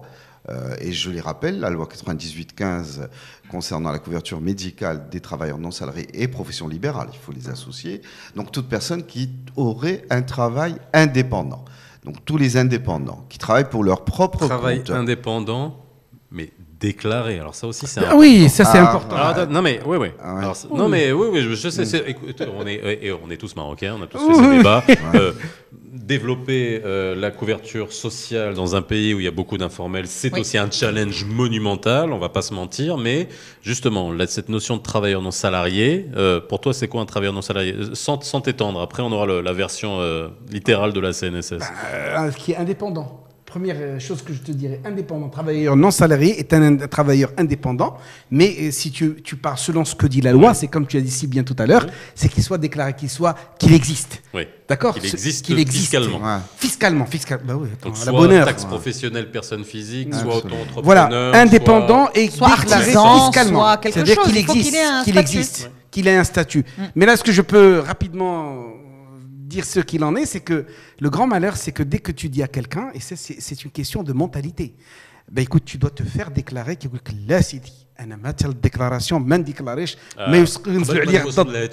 Le travailleur non salarié au niveau de la En CNSS, fait, c'est quoi? C'est un peu plus large, Ouais. puisqu'on intègre tout le monde. Tous ceux qui ont une activité, selon la définition du HCP, du Haut Commissariat au Plan, qui définit la statistique ou l'individu statistique au Maroc. Donc, toute personne ayant une activité qui est rémunérée ou qui fait entrer une ressource, indépendamment de sa déclaration au fisc ou Ok. au Alors ça, autre c'est- non, mais- système. alors Donc, ça, je c'est vous donne super je vous important. donne Non, mais l'exemple. je vais le répéter parce que ça, c'est aussi super important. Tu vois, la définition n'est pas la même. Tout à fait. Suivant la CNSS Et et suivant le HCP, Oui. dès qu'il y a un revenu, vous, peu importe qui déclare aux impôts, qui déclare pas, le Mohim, ça va être, on va dire, volontaire, Non, obligatoire, mais il faut Mais- qu'il y ait une identification quand même qui vienne de la part du potentiel assuré. Tout à fait. Donc, c'est tout l'enjeu. C'est Ouais. comment déterminer ces espaces. Mais ça veut dire que ça va de la profession libérale, médecin, architecte, pharmacien, etc., Oui, oui. jusqu'au plombier, menuisier, L'agriculteur du champ qui a un petit agriculteur, bout, un lopin de terre de voilà, 1 hectare. une infirmière indépendante. Ouais, tout à fait. Toute cette panoplie-là rentre dans le champ des travailleurs non salariés, des TNS, concernés par cette nouvelle réforme. Plus loin, on va aller jusqu'au marchand ambulant. Le marchand ambulant qui vend de la tomate ou qui vend de la cerise sur sa petite charrette, il est concerné par ce système. Et c'est pour cela que dans le dispositif réglementaire, on a mis en place des process. Et une façon de faire pour pouvoir intégrer de façon la plus simple et fluide ces individus. Effectivement, vous avez donné aux salles des exemples de professions organisées, les médecins, les architectes qui ont des ordres. Et la loi, libérales, les professions libérales, et réglementées. les avocats notamment, Ouais. c'est des métiers ordonnés par des règles, des lois, et donc sont identifiés, ne peuvent pas avoir une activité sans autorisation. Donc là, on peut les identifier. Maintenant, quand on va dans des métiers moins où il n'y a pas de règles, en fait, des métiers d'artisans, le métier d'artisan, ou de commerçant ou d'agriculteur, commerçant ambulant, comme tu as si bien dit, ça c'est un exemple bien déterminé. Et donc, là, il va falloir faire un effort de structuration, d'organisation, pour pouvoir identifier et recenser les personnes concernées avant de les mettre sous la couverture sociale ou médicale. Ça me fait venir beaucoup de questions, bien évidemment. Alors, on a, encore une fois, à l'image du Maroc, on va avoir toutes les palettes en termes de type, de revenus. On a parlé des médecins. Encore une fois, il y a les médecins qui gagnent énormément d'argent, ça avait posé la polémique avec le fisc à un moment donné. On a eu tendance à mettre tout le monde dans les paniers, mais il y a médecins et médecins. Il y a des médecins qui gagnent pas beaucoup. Il y en a une poignée qui gagnent beaucoup, qui déclaraient pas beaucoup. Ensuite, tous les autres professions libérales, les avocats, c'était la même chose. Il y a eu, bon bref, peu importe. Concentrons-nous sur ces professions. Après, on verra aux autres professions qui sont difficilement identifiables. Ça va coûter combien? Parce que là aussi, c'est un point qui est extrêmement important. Ça va coûter combien en termes de cotisation? Parce que ça, c'est une question aussi que je te posais lorsqu'on parlait des travailleurs domestiques. Combien ça va coûter? Est-ce que c'est indexé sur le revenu? Là, on n'est pas dans... donc, on va finalement déclarer ce qu'on veut. Donc, c'est un forfait. Comment ça va fonctionner? Ok. Alors, avant de répondre à cette question, puisqu'il y a une suite logique à ce dispositif qu'on a mis en place. Le premier souci, c'était le recensement, l'exhaustivité. Pour ce faire, comme on vient de le rappeler, il y a des métiers ou des professions qui sont ordonnées par des règles, par des lois, et d'autres non. Donc, nous avons supposé, au niveau de la loi 98 et 99-15, de lois, des structures intermédiaires. Et donc, on a identifié plus ou moins, en fait, il faudrait identifier des organismes de liaison entre les populations qui les concernent. Je veux dire, un artisan, ça peut être, on peut décomposer l'artisan en plusieurs métiers, comme on peut les regrouper en un seul groupe. Et cette structure va devoir recenser l'individu et en même temps, et je réponds à votre question... Alors, de quelle structure intermédiaire on parle là? Elles existent déjà ou pas? Elles existent sur le tas, mais elles ne sont pas encore identifiées. Et c'est l'objet d'un décret. Et on en reparlera tout à l'heure. J'ai une question, pardonnez-moi. J'ai une question très naïve et considérez-la comme une question d'une citoyenne. Oui, seule naïve. Quand elle dit ça, c'est que c'est mal barré. Alors, lorsque un vendeur ambulant, ou là, je vais prendre l'exemple d'un épicier, مثلا, il a besoin d'une autorisation pour ouvrir. On est d'accord?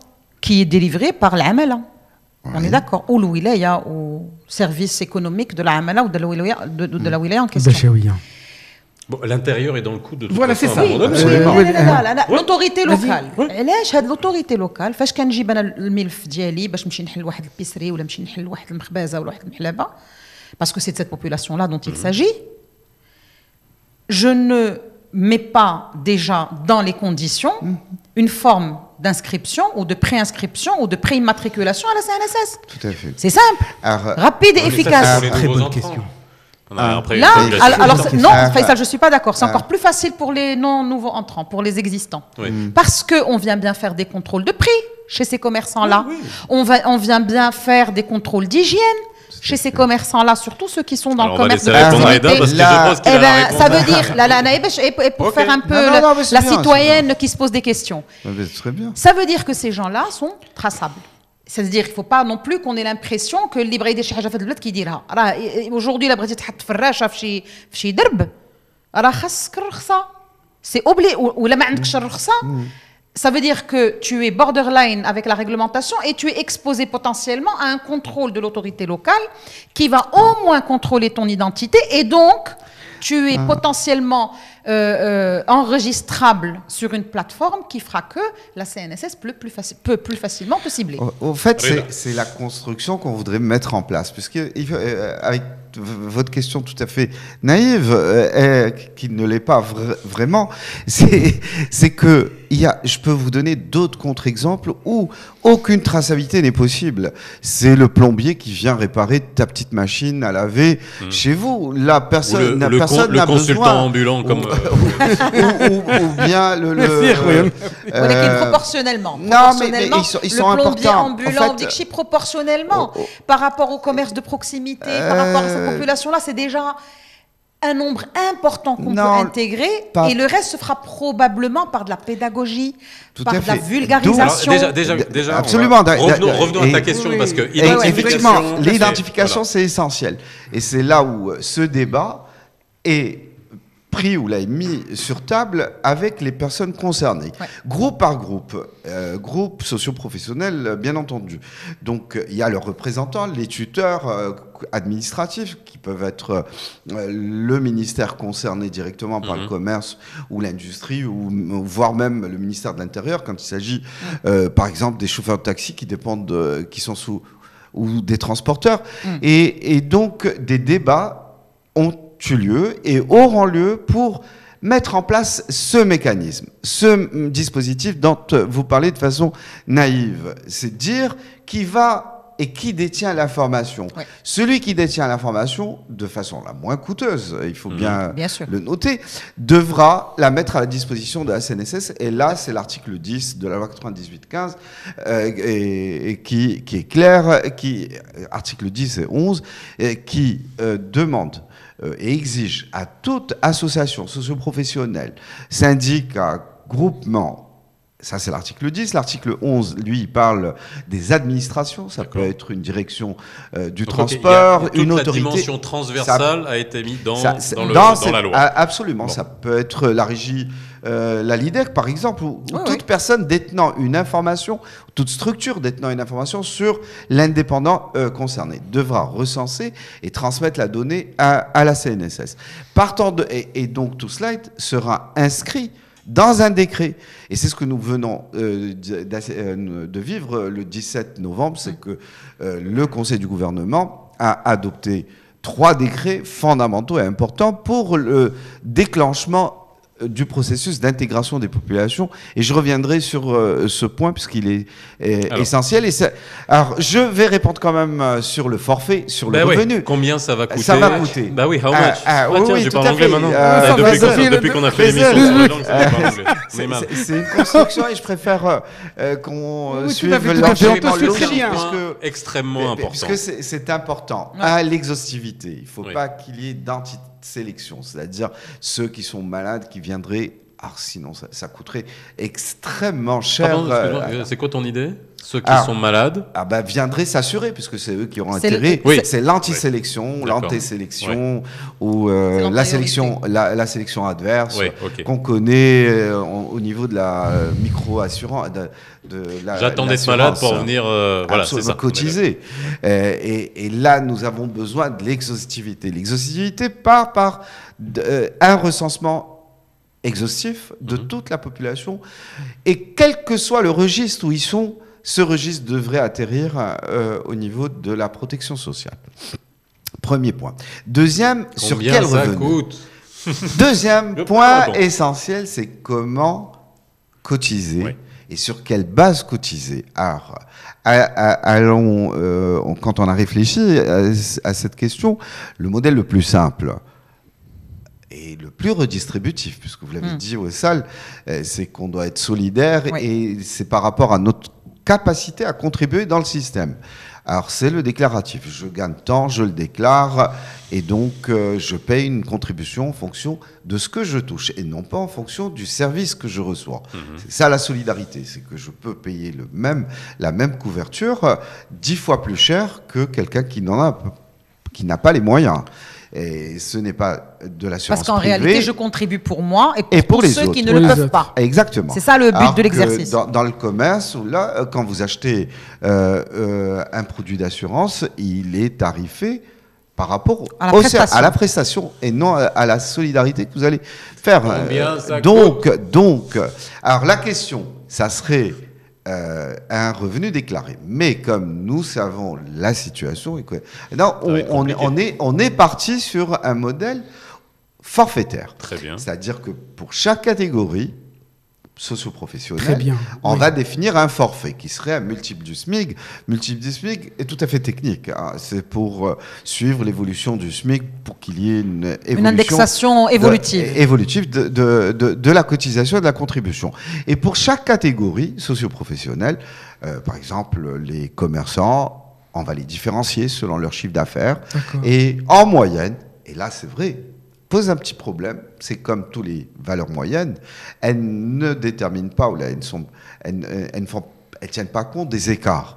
Donc on va dire en moyenne, un commerçant ferait en net ou en rémunération moyenne. Un commerçant ambulant. Ambulant, ça serait l'équivalent d'un SMIC. Par exemple, 2800, 3000 dirhams. Annuel? Non, mensuel. Sur le salaire, le revenu mensuel. Donc c'est X% sur 2800 dirhams. Exactement. Parce que sinon les gens ils vont avoir peur. Non, c'est 6,37. 6,37% pour l'assurance maladie. Très bien. Obligatoire, c'est 6,37.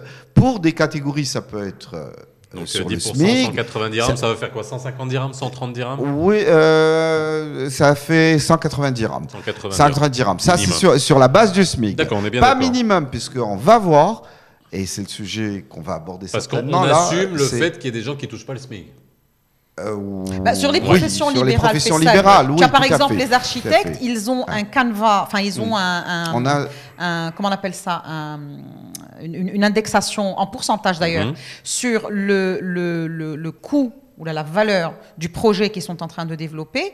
Donc je ne pense pas que ce soit un calcul adapté à certaines professions libérales en termes de X fois le SMIC. Si. Alors, pour les architectes, je ne les ai pas en mémoire, mais le décret a été adopté et leur référence. 3 ou 5 en fait, fois le SMIC, un truc comme ça. on a convenu avec l'ordre des architectes une indexation par rapport à l'ancienneté du diplôme. C'est quoi hyper l'intérêt compliqué. de faire sur l'ancienneté du diplôme? Qu'est-ce que ça apporte? Au fait, au niveau des discussions, puisque je vous ai dit que ces décrets et ces déterminations ne se font pas à l'aléa, mais à travers des discussions et pas négociations, je le précise bien. C'est uniquement des échanges d'avis. Bon, on nous a expliqué qu'un jeune Architecte. diplômé Ouais. touche pas grand-chose et qu'il y a un ventre entre 7 ans. Non, mais La alors, précision, non, c'est je juste sais pour pas les retenir le éléments, principe. parce que c'est un décret Le là, et donc principe. Ce qu'on va le retenir. principe, c'est 3 catégories. Oui. Au fait, c'est une cour presque de gosse où quand on est jeune, on touche pas beaucoup. Quand on est la force de l'âge, Reda, je pense qu'on a hein. compris le Le principe, mécanisme, le c'est ça. mécanisme, Absolument. l'idée. Alors après, moi, je peux être extrêmement critique par rapport à ça, mais on peut pas aussi, on essaye de faire avec ce qu'on a. C'est ce que j'ai bien compris. Parce que si on se cale sur les déclarations fiscales et à ce moment-là, il y a un croisement et on a la valeur réelle. Parce que en architecture, Moi, je suis d'accord. moi j'ai fait des études d'architecture. La première chose qu'on vous dit quand vous arrivez dans l'amphithéâtre, on vous dit, vous savez, en architecture, il y en a 80% qui crèvent la dalle. 3% de stars et le reste qui gagne bien sa vie. C'est Donc, ça. si on fait une moyenne, c'est compliqué. Les médecins, ça va être pareil. C'est la même C'est chose. vrai. Est-ce que les médecins qui ont une clinique, qui ont 3 Maserati dehors et qui gagnent 400 000 dirhams par mois et vont payer la même chose en CNSS que le médecin qui gagne 9 000 dirhams par mois ou 7 000 dirhams par mois? Et c'est ça le problème Oui, du non, mais modèle. C'est un modèle C'est où on se base sur une moyenne à défaut d'un système déclaratif contrôlé, vérifiant vos déclarations. Allez. C'est le moindre mal, et c'est un système que nous avons retrouvé dans d'autres pays. On l'a pas pondu comme ça. Oui, non, mais j'imagine. On a Allez. vu Non, que bien sûr, bien là où l'informel est important, où la déclaration, Ouais. la sous-déclaration est importante, on s'est dit, c'est une cote mal taillée, ça sera Exactement. cela. Faut faire avec. Alors, Allez. non, pour Oui. moi, le plus important, honnêtement, d'accord, pour les architectes, les médecins, tout ce que vous voulez, mais le plus important pour moi dans cette généralisation de la protection sociale, c'est ces personnes qui sont invisibles. Et invisible pour moi, c'est le mec qui se trouve, la dame qui se trouve au niveau de Djibel, qui se trouve dans les commerçants ambulants, ces personnes-là. Alors, c'est ça le plus important pour moi. Mais ma question est, vous savez, il y a un proverbe, je suis obligé de le dire. كيقول لك واش كي نحلم العسل جا واحد النهار واحد السيد طولانطي قال له اياه فابور. Et Wissal a utilisé un terme que j'apprécie beaucoup, contribuer au départ, tu l'as dit. Comment faire communiquer avec tous ces gens? Parce qu'il y a des gens qui veulent payer pour être protégés, il y en a qui ne veulent pas. Comment est-ce que la CNSS, et ça ma question, elle communique bien sûr, mais est-ce qu'elle compte communiquer beaucoup plus, et en darija, surtout pas en langue arabe classique, parce que les gens ne vont pas comprendre, concernant qu'est-ce qu'ils ont à gagner. C'est surtout l'histoire du verre à moitié plein. Première question. Deuxième question qui est très importante pour moi. Vas-y. En 2003... On m'a dit que je te coupais trop. Donc je te laisse pas. D'accord. On verra, ça dure une heure et J'espère demie. ne pas m'éloigner surtout du micro parce que... Alors, Non mais ça va, aujourd'hui t'as pas le gaffeur. Voilà, c'est bon. Alors, deuxième question, et on en a parlé en off, et je voudrais bien des éclaircissements. Tu sais qu'il y a quelques années, le Maroc a procédé à une régularisation de beaucoup de migrants, pratiquement 60 000 migrants. Et quand tu dis 60 000 migrants, tu dis 60 000 familles. Oui. D'accord. Je sais bien qu'on leur a octroyé un numéro pour pouvoir travailler sans l'autorisation de l'ANAPEC, etc. Je sais bien qu'ils ont droit au RAMED, qu'ils ont droit à la CNSS. Alors, comment, parce que beaucoup nous écoutent actuellement, parce qu'on en parle beaucoup. Tu sais, en termes de migration, quand tu parles de protection sociale, est-ce qu'il y a une différence? Et j'apprécie le terme que tu as utilisé tout à l'heure, Reda. C'est vrai, tu ne vois pas la nationalité, tu vois l'humain. Et ça, j'apprécie beaucoup. Ouais. Donc, peux-tu nous en dire beaucoup plus concernant ce genre de migrants, parce qu'il y a un autre genre, il y a des gens qui viennent s'installer au Maroc. Et moi, dans ta question, il y a 75 migrations, on va y arriver. Il a tout compris. Non, il a rien compris. Regarde, il doit y avoir de l'embrouille.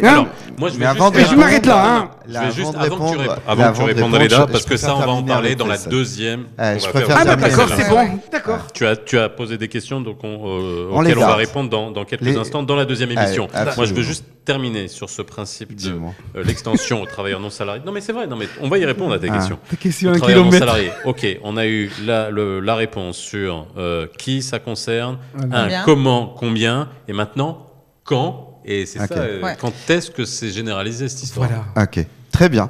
En fait, là aussi, c'est dans les règles ou la loi, on a établi le process, on a établi comment on va faire.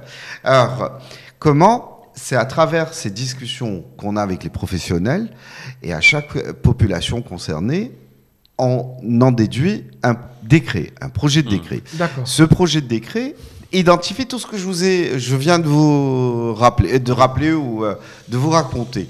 Qui s'occupera d'agréger les personnes, qui va identifier le revenu forfaitaire, parce qu'il faut qu'on le certifie, ce revenu forfaitaire. C'est pas l'individu qui se déclare, mais sa situation. Et on essaie de trouver les critères les plus objectifs pour pouvoir le mettre sans qu'il y ait d'équivoque, selon la profession. Et une fois que cela est produit, avec les dates d'entrée en vigueur et de bénéfice des prestations établies sur ce décret, il est adopté en Conseil du gouvernement. Et donc, c'est en vie un moment important, puisque la semaine dernière, comme j'ai dit tout à l'heure, le 17 novembre, le Conseil du gouvernement a pris décision d'intégrer 3 grandes populations. La première, ce sont les commerçants et artisans qui sont assujettis à la CPE, à la contribution professionnelle unifiée. Vous savez, l'histoire, elle a été créée au niveau de la loi de finances 2021 l'année dernière, et c'est des personnes qui ont déjà contribué. Donc identifiées. Ils sont identifiés, tout à fait. Alors, ceux-là, ils vont payer, contribuer, non pas sur un revenu forfaitaire, c'est une exception de la loi de finances, mais en revanche, ils vont payer sur un droit complémentaire à la protection sociale. Et ce droit complémentaire, il a été défini l'année dernière au niveau de la loi de finances. Et pour ne pas dire de bêtises, je préfère voir mon tableau. Tu es en train de chercher sur ta tablette. Et ils vont payer la cotisation pour l'AMO en fonction de la tranche du droit principal, donc certainement du revenu qu'il déclare au niveau de cette... En fait, c'est le régime forfaitaire, l'ancien régime forfaitaire qui a été... Pour faire simple, Reda, je veux juste comprendre. Ces gens-là ont payé une CPU, ils ont payé une CPU, vous avez indexé la cotisation pour l'AMO sur cette CPU? Oui, tout à fait, il y a un droit complémentaire. D'accord. De combien Alors, qui varie de 100 dirhams par mois à 1200 dirhams par mois selon le revenu déclaré de l'individu. 100 dirhams. Ça veut dire que la base minimale à la contribution à l'AMO serait de 100 dirhams par mois, soit 1200 dirhams par an. Alors, tu n'as pas répondu à ma question. Après, on passera, ça, c'est pour les... on passera à l'autre émission. Je termine, puisque ça vous concerne aussi. Alors, c'est les auto-entrepreneurs. Eux aussi ont vu leur décret adopté le 17 et ils devront s'acquitter eux aussi d'un droit complémentaire qui est identique à celui des CPEistes, donc qui varie de 100 dirhams à 1200 dirhams. En fait, 3600 dirhams par trimestre, soit 1200 dirhams par mois. Alors, quand Et Bien, avant de vous donner. Ah non, le quand, réponds-moi quand, ça fait 3 fois que je pose la question. non, Dis-moi non, quand. non, dis-moi Dès quand. que le décret est Dis-moi quand. adopté, il est je vous dis, publié. le quand. Mais j'ajoute. Je dis combien il me dit, Quand quand mais je termine avec les populations. Non, non, Puisqu'il y a non, une troisième population Oui. qui va Oui, entrer dans le système. Ce sont les commerçants et artisans tenant une comptabilité. Et D'accord. eux, ils déclarent au fisc leurs revenus et donc ils sont indexés en fonction du revenu forfaitaire. Cette Ok. fois-ci. Alors quand Ouais. ils vont commencer à s'inscrire à partir du 1er décembre 2021. Ah oui, donc demain, quoi. Demain, Oui, oui, ok. oui, oui. Oui. Je reviendrai vers vous, j'espère. Ah mais bien Que sûr. votre antenne sera toujours ouverte à la CNSS pour expliquer les démarches, si vous voulez bien. Ah non, mais on viendra très rapidement. Tu reviendras rapidement pour expliquer concrètement comment ça fonctionne. Et donc, c'est 1er à partir décembre. du 1er décembre. Ouais. Alors, mais l'exigibilité du paiement des cotisations Ouais, est sera- différenciée. Bah oui, d'un mois. Alors, pour chaque population, D'accord, c'est un mois. ok. Pour chaque population. Par exemple, pour les CPUistes, l'exigibilité sera le mois de décembre, et ça, c'est précisé dans le décret les concernant. Pour les commerçants, ça sera le mois de janvier, commerçants tenant et artisans tenant une comptabilité. Et pour les auto-entrepreneurs, ça sera le mois de février. Ce qui revient à dire que le bénéfice à l'assurance maladie aura lieu un mois après. Donc pour les Février. CPUistes, ça sera en janvier. Ouais. Dès lors qu'ils ont une dépense Ouais. liée aux soins de leurs enfants, de leur famille, enfants ou époux ou épouses, et de même, ils pourront se faire rembourser à partir du 1er janvier. Pour les commerçants, à partir du 1er février, et pour les auto-entrepreneurs, à partir du 1er mars. Voilà, J'espère merci que j'ai Reda. tout Voilà, dit, tu as répondu aux raconté. questions, c'est clair. Ça, c'était pour l'extension aux travailleurs non salariés. On reviendra sur le sujet dans les semaines à venir Ah, pour voir comment ça aura fonctionné, etc. Je- Oh, non. Un Et dernier mot. et voilà, on va Un continuer, dernier mot. on va continuer Un à dernier parler. mot. On va continuer à parler de la CNSS Ok, pour répondre si à vous des voulez un dernier questions. mot sur ça. Voilà. Et il est pire que toi. Hein. Non, il est gentil, lui, il est très gentil. Et oui, mais lui, je suis obligé de le laisser parler. Qu'est-ce que tu veux que je te dise Ok. Deuxième émission sur le sujet de la CNSS. On va voir le défi de l'extension de la couverture généralisée. Puis je pense que là, vous avez beaucoup de questions à poser. Hein. Encore une fois, revenir sur l'informel, le financement de tout ça et surtout d'un point de vue culturel. Tout ça, est-ce que c'est possible? Parce qu'il faut cotiser. Il faut cotiser. surtout Et ça. là, on va répondre à Il tes faut questions. miser, Je vais hein. répondre à tes questions. Là, c'est un peu plus délicat. Merci. On se retrouve dans cette deuxième émission.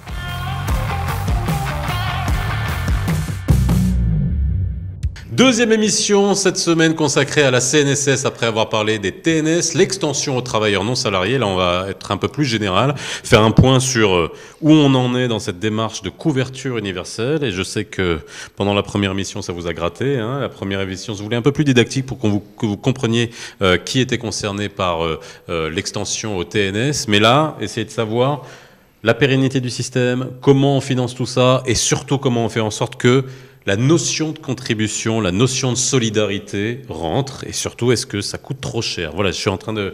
On pourra faire plusieurs émissions sur la CNSS, mais c'est la sécurité sociale, c'est un point extrêmement important de développement d'une société et on y va à grands pas. Mais est-ce que c'est pérenne? Reda Ben Ahmed, directeur des études communication et développement de CNSS, est toujours avec nous. Wissal Ali, toujours avec nous. Alors...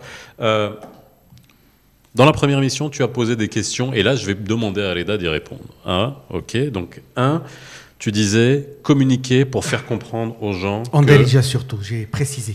Déjà, en amazir, en ce que tu veux, bref, faire passer le message. Bah oui, mais Dalija bon. et Amazir, Oui, tabarakallah. oui. Oui. Le message du peuple avec qui on discute, la langue maternelle du peuple marocain, la Darija, ou bien le Tarifi Tashlihit ou la Tamazir. On va pas le dire Inaka tadkhulu inda hada wa yaqulu laka ou là vous parlez en français, c'est pas possible. Pour ne pas revenir en anglais ou en français. Bon, écoute, c'est pour être très direct. Il me fatigue. En attendant, Ali, tu peux rester devant ton micro. Regarde, même Reda, il est en train de regarder ça. Excuse-moi mon cher Reda, mais bon, ça me tient à cœur. Ça me tient à cœur. Dis-moi mon ami. Non, mais c'est ça, la question que tu avais posée, Oui, la c'est première. le souci, c'est comment faire en sorte que culturellement, on puisse dire aux gens payer, contribuer, c'est important. C'est d'autant plus important qu'aujourd'hui, là, on se trompe. Tangolo, je paye X par mois, il faut que j'ai à la hauteur, les prestations à la hauteur. Sereda, tu as expliqué quelque chose de fondamental dans la première partie de l'émission en disant la contribution qu'on paye n'est pas liée forcément au type de prestations que nous avons. Mais un chiffre à 3 zéros que je vais avoir droit à une prestation 5 étoiles. Ça veut dire que la CNSS, à mon humble avis, doit renforcer davantage sa pédagogie ou là, son approche didactique ou là, son approche de vulgarisation dans toutes les langues parlées au Maroc pour que le citoyen comprenne que c'est un acte d'abord citoyen. Premièrement, au-delà de son aspect obligatoire, réglementaire, c'est un acte citoyen de solidarité qui, je paye pour moi et pour les autres, dans le cadre d'un projet de société que nous portons tous et que nous assumons tous. Est-ce que ça suffit? Réponse de Reda. Je peux dire aux citoyens que tu es protégé. Le citoyen mais en même temps, tu protèges aussi les autres. Hein? Vous allez laisser répondre mais vous êtes sur le vrai sujet. Oui. Nous voulons construire un modèle de société qui partage. Celui qui a un peu plus donne à celui qui ne peut pas produire pour moult raisons. Celui qui a un avantage quelconque le partage, mais pas complètement. Le partage de façon raisonnable. Mais ça, c'est dans le meilleur des mondes. C'est tout oui, ce qu'on non, veut. mais Attendez. Et les libellules. La Faisal, c'est pas les papillons, c'est fondamental. C'est fondamental. Et mieux encore, moi, ce discours ou ce débat, je l'ai eu il y a une vingtaine d'années avec docteur Harouchi, qui avait fait AFAQ, et en 2001, j'étais moi-même directeur de la communication dans le temps, et comme il faisait l'émission AFAQ, m'avait beaucoup intéressé et j'étais le voir pour voir comment il pouvait parler de la protection sociale, de la sécurité sociale, parce que la meilleure façon de parler d'un objet, c'est les autres, le tiers qui doit en parler, le tiers de confiance, et non pas moi-même, c'est-à-dire et non pas l'organisme lui-même, même s'il a une responsabilité de communiquer et de pédagogie. Mais j'irai bien plus loin. Je pense qu'on devrait l'intégrer dans nos cursus scolaires, peut-être même à partir de nos premiers bas âges. Oui, mais bon, ça ferait partie de l'éducation civique. Alors, absolument. Il y a tellement de choses qu'il faut mettre à l'école. C'est vrai. C'est un vrai sujet. Je me rappelle des cours de Tarbiya al-Wataniya. Exact. Où on peut parler de ces choses-là. Est-ce que la perception de ton point de vue, toi qui es à la CNSS, depuis combien de temps tu es à la CNSS? Alors, 35 ans. Voilà, 35 ans. Donc tu as vu l'évolution. Est-ce qu'on sent que la perception des citoyens en termes de solidarité a évolué, ou on est encore une fois chacun pour sa pomme? Je suis désolé, il y a un moment donné, c'est comme les impôts. Je veux dire, si on arrive à faire comprendre que les impôts, c'est pour l'intérêt général, que les gens qui disent « je paye pas mes impôts parce que dans ma rue, il y a un trou », mais on voit pas qu'au fin fond d'un village au sud, on a pu mettre l'électricité, l'eau, etc. C'est la même chose. Et surtout que je dors le soir pendant que des agents de police veillent à ma sécurité. C'est la même chose. Et qu'on est dans un pays à revenus intermédiaires. On n'est pas dans un pays développé. Donc, est-ce que ça, on a eu la même discussion lorsqu'il y avait les travailleurs domestiques, où on avait des réactions de travailleurs domestiques, même si on leur expliquait que en payant 200 dirhams, 300 dirhams, ils allaient être couverts, ils disaient non. Dès que 200 dirhams. Les travailleurs domestiques à Faisal, il y a un petit problème là. On va y revenir, t'inquiète pas, mais c'est sur la perception. Est-ce que la perception a changé? Je vais quand même revenir je vais répondre, mais non, mais c'est important ce qu'a dit mon voisin de gauche et mon ami. Matricule. Mon ami sur la communication. Alors, c'est clair, la communication est en dirigeant. Et on essaie aussi de faire... C'est important, puisqu'il faut toucher les individus là où ils sont. Mais ce rôle ne peut pas être restreint ou cantonné uniquement à la Caisse nationale de sécurité sociale, sinon le coût serait exorbitant, puisque le coût de la communication, il est là. Je pense qu'on devrait tous partager, en fait, tous, associations, États. Et d'ailleurs, j'étais agréablement surpris par la campagne qui a été organisée par la DGI, la Direction Générale des Impôts, quand elle a lancé le produit des CPE, la contribution professionnelle unifiée, où les spots étaient pédagogiques et cibler la protection sociale.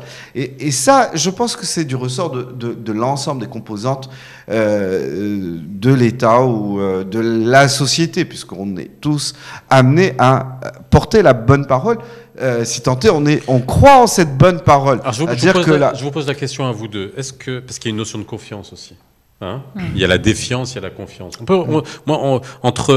y a la frontière est fine entre la CNSS et les impôts, parce que souvent on disait voilà, faut cotiser, c'est obligatoire, donc on a la même notion. Les impôts, j'ai donné l'exemple.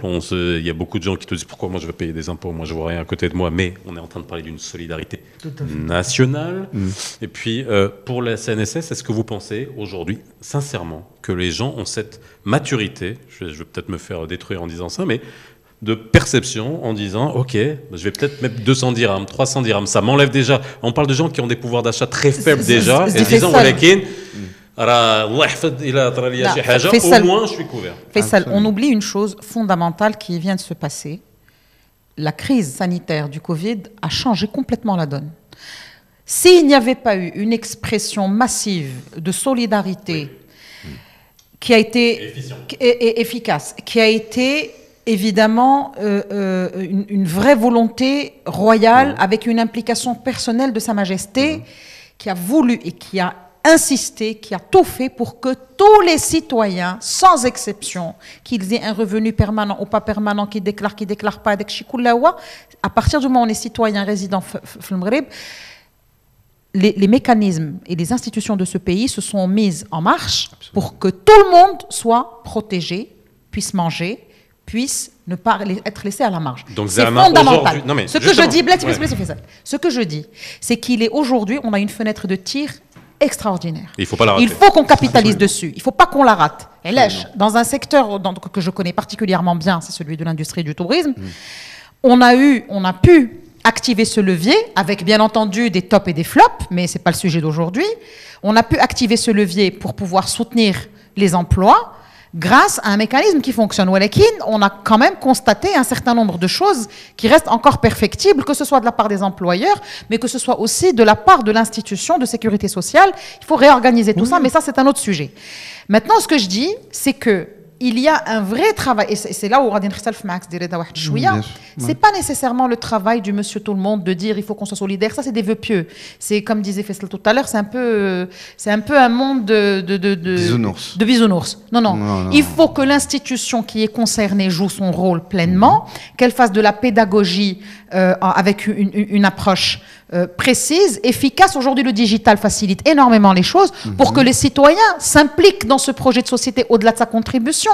Alors, il s'agit des 36 ou des 40 millions de Marocains, on verra ce que va dire le HCP en 2024, dans le recensement. Les 40 millions de Marocains, alors, tout le monde doit être couvert, et je dois avouer une chose. On revient quand même de loin parce qu'aujourd'hui, un certain nombre de maladies chroniques graves sont très bien prises en charge grâce à ces outils qui ont été mis en place. Les outils, ils ne sont pas financés par une vue de l'esprit. Ils sont financés grâce aux cotisations des uns et des autres. Plus on cotise de manière volontaire, de manière organisée, de manière respectueuse de la réglementation, plus la machine continue de tourner, et c'est un effet, l'impact, c'est un effet virtueux en effet. Bon, là, déjà pour la perception, je te dis oui, il y a une perception qui a changé. La CNSS qu'on a connue il y a 2 décades ou 3 décades n'est plus la même aujourd'hui. Mais attention, je ne vais pas dire parce que les gens qui avaient 30 ans étaient mauvais là. Le contexte a changé. Le contexte a beaucoup changé. Il y a beaucoup de gens qui voulaient faire du bon travail. J'espère ne pas m'éloigner trop du micro parce que beaucoup de téléspectateurs m'ont fait cette remarque, et notre cher ami Zaim Kadalik. Bon, je vais essayer de me coller au micro. Alors, n'oublions pas une chose importante. Tu as dit تكلمتي على الجائحة وصال Oui. et tu as dit bon maintenant les choses ont changé mais le problème il y a un proverbe arabe qui dit حليمة رجعت لعادتها القديمة دابا عاد تفوت هذه الجائحة والناس تقول لك لا يقلب et c'est là où je reviens sur la question On a de très peu de communication. mémoire. C'est pour c'est ça que j'ai dit important. la fenêtre de tir, il faut pas Non, qu'on la rate. Je reviens sur la communication. Wallah, c'est Reda Outiq. Je l'ai vécu quand Sa Majesté a fait le discours de la généralisation de la protection sociale. Bon, moi, en tant que personne, bon, entre guillemets, cartésien, je me suis dit... Mais T'es cartésien, toi. Voilà, voilà, je me suis dit... Bon, Comment on va financer ça? Comment on va financer ça, Reda? C'est bien. Sa Majesté a dit, mais comment on va financer? Mais c'est pas là le véritable souci. Quand je dis à Chines, là, je dis les commerçants ambulants. قال لي بو علي قول لنا شنو هذا قلت له سهله مهله سيدي اسمع مزيان كومون لا كونسيبسيون علاش قلت لك كومون بور كونتريبيي قلت له هذاك خالتك اللي كتدير لي مودياليز حيت يفو فواغ قال لي ياه شحال خلصتوا عليها قال لي ودي لي وراك اللي كنشدو كنعطوا عليه مودياليز وقلت له باك الله يحضر السلامه ملي كان كيدير لا شيميوثيرابي كوميان كتخلص قد وقد قلت له دابا لا كل شيء دار واحد خلص واحد شويه د الفلوس كل شهر يعني انك انت محمي الله يحضر السلامه سي دومان تو اون مالادي ولا شي حاجه يمكن التاريخ ما تحطها يمكن كل شيء جيسبيغ نو با مو ترومبي مون شير رضا يمكن راه الدوله اللي غتخلص عليك Et ça a changé. Alors je te dis pas, c'était les commerçants ambulants des business. Donc c'est une question de communication. Non, attends. Alors, Ali, tu es en train de me dire qu'on va tout régler par la communication. Non. Comme la prévention des accidents de la circulation. Non, mais non. Mais attendez, franchement, je te dis sincèrement, avec Sereda pendant des années et des années à la radio, on a eu des exemples absolument incroyables où c'est pas qu'une question de communication, il y a une question de confiance dans le système. Mais bien sûr, la confiance, c'est cool. Mais si tu communiques avec les gens, c'est pour leur bien. Il y a une question de mentalité. La mentalité changera. De fondamental. Alors, c'est ça là où je vais vraiment. Parce que Reda va nous donner finalement des chiffres, c'est factuel. Alors, je donne des précisions sur l'expérience vécue. C'est la couverture des travailleurs salariés du secteur privé. Avant l'avènement et l'arrivée de l'AMO en 2005, on était à un taux de couverture de la population concernés, ce qu'on appelle nous assujettis, c'est un terme un peu barbare, mais c'est le terme utilisé dans notre réglementation.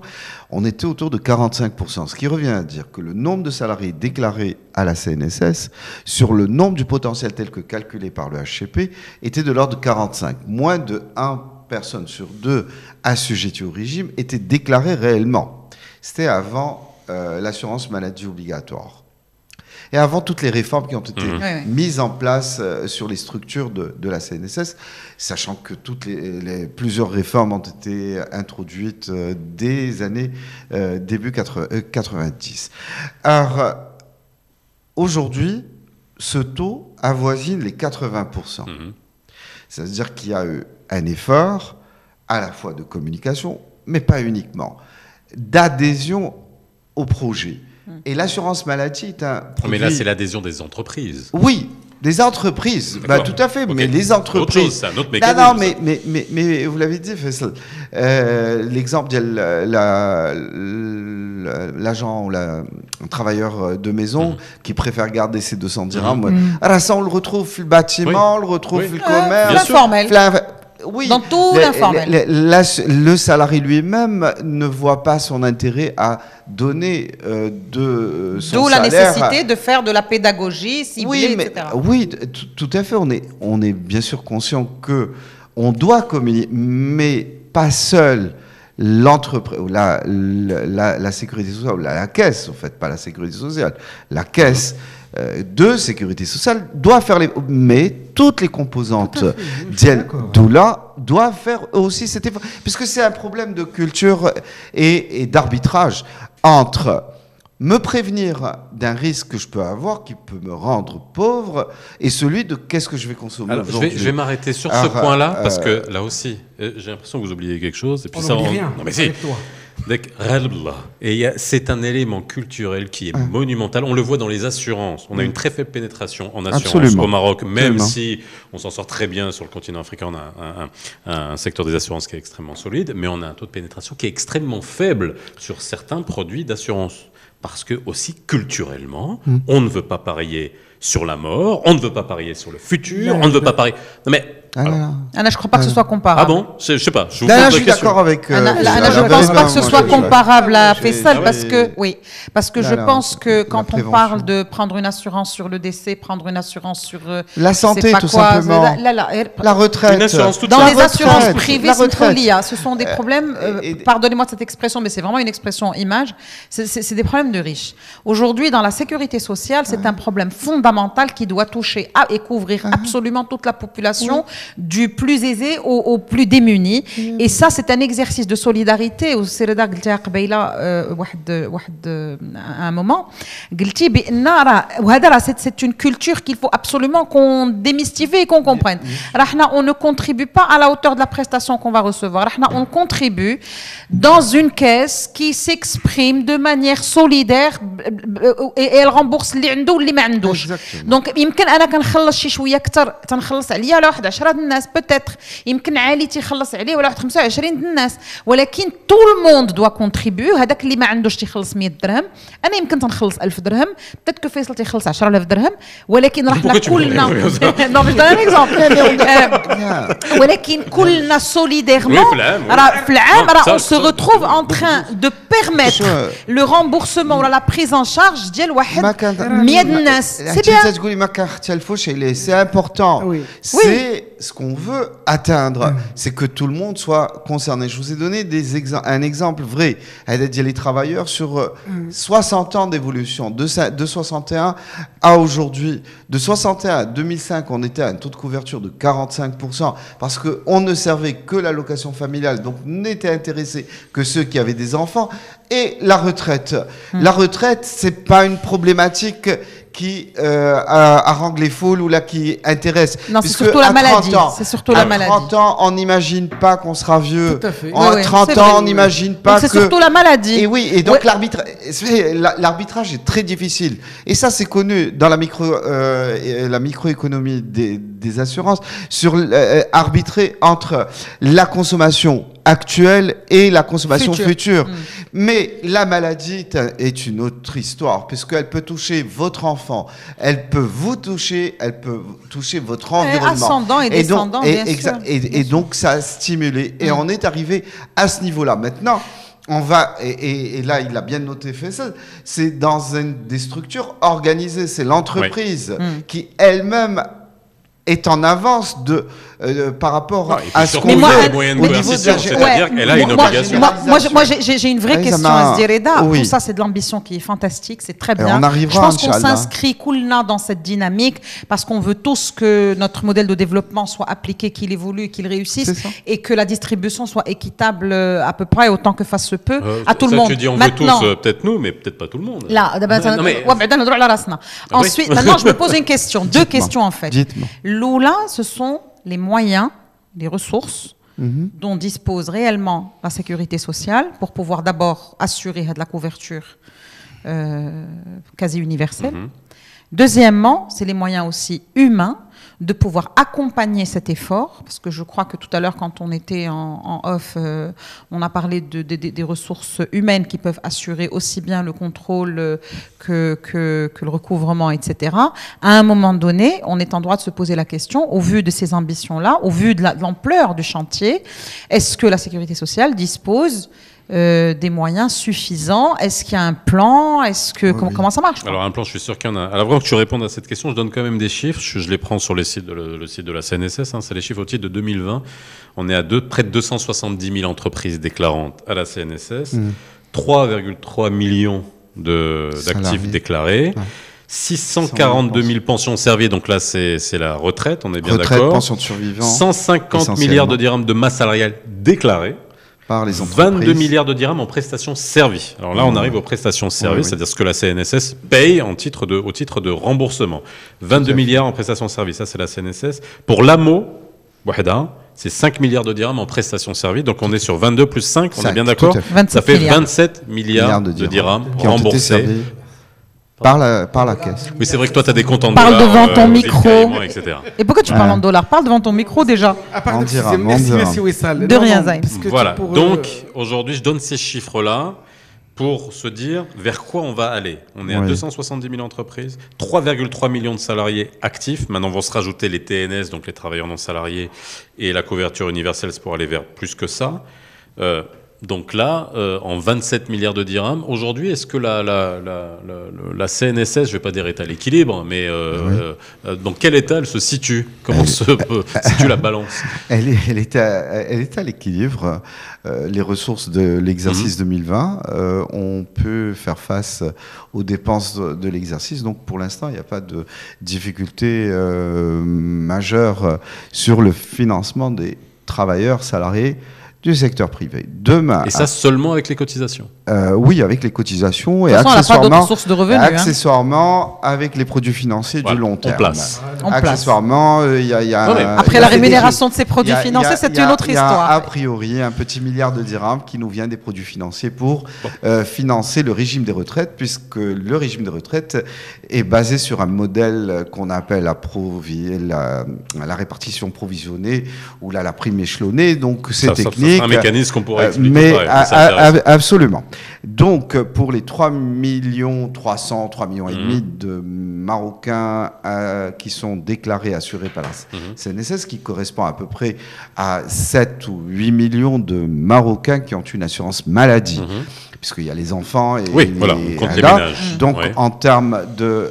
Pour cette population, aujourd'hui, les choses, notamment en maladie, sont même bien, puisqu'ils sont excédentaires. Il y a encore... On génère de l'excédent au niveau de la branche assurance maladie, qui certainement va servir de matelas ou de coussin Alors, d'air si on- pour amortir les chocs si on étend, futurs. Si on étend, Alors, si on c'est-à-dire... étend, va étendre, Ouais. et c'est là où je vais répondre à la question de Wessal, puisque dans tous les cas, j'essaie de répondre à toutes les questions, même si Faisal a une priorité, puisque il intervient. Ah, non. Donc, avec la généralisation de la couverture, nous allons passer d'une caisse qui, en moins d'une année, on va passer d'une caisse qui gère 7 millions d'assurés ou 8 millions d'assurés à presque de 30 millions. En fait, on va intégrer dans un premier... oui, j'explique. De 7 millions à 30. À 30 millions. millions. À 30 millions. D'où ma question des ressources. Ah oui, Ça donne un peu le vertige. J'arrive. Mais tout est méthode. Désolé, C'est moi qui vais payer. c'est un C'est peu... moi qui vais payer. Ouais, mais je suis ravie de payer, moi, c'est pas de problème. Lui, il paye pas.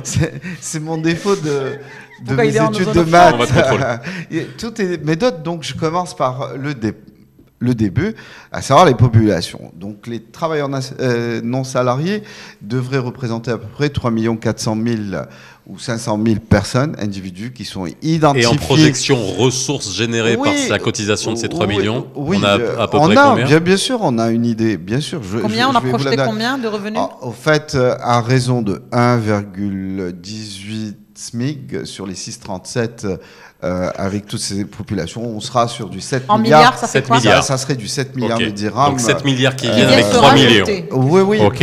pour l'assurance maladie. Mais permettez-moi de terminer Ah quand ouais. même, puisque l'enchaînement est assez intéressant et ça va répondre à la question du plan. Et le plan est bâti en fonction d'une dimension. Et la dimension, c'est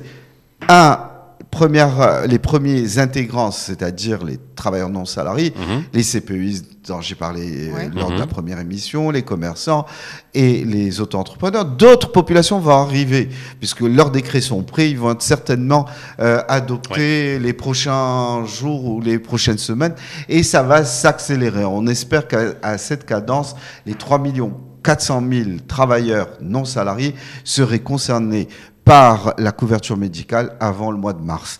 Donc, devraient bénéficier bien avant le mois de juin de leurs prestations. On espère, et c'est là le cheminement. Donc, premier temps, c'est que 9 millions de Marocains supplémentaires, les 3,4 millions d'assurés directs, plus leurs ayants droit, c'est à peu près 9 millions dans nos comptes, vont s'ajouter aux 8 ou là 9 millions qui sont déjà donc ça dans fait le 18 système. millions. Ça fait 18 millions qui devraient normalement être couverts fin mars au grand...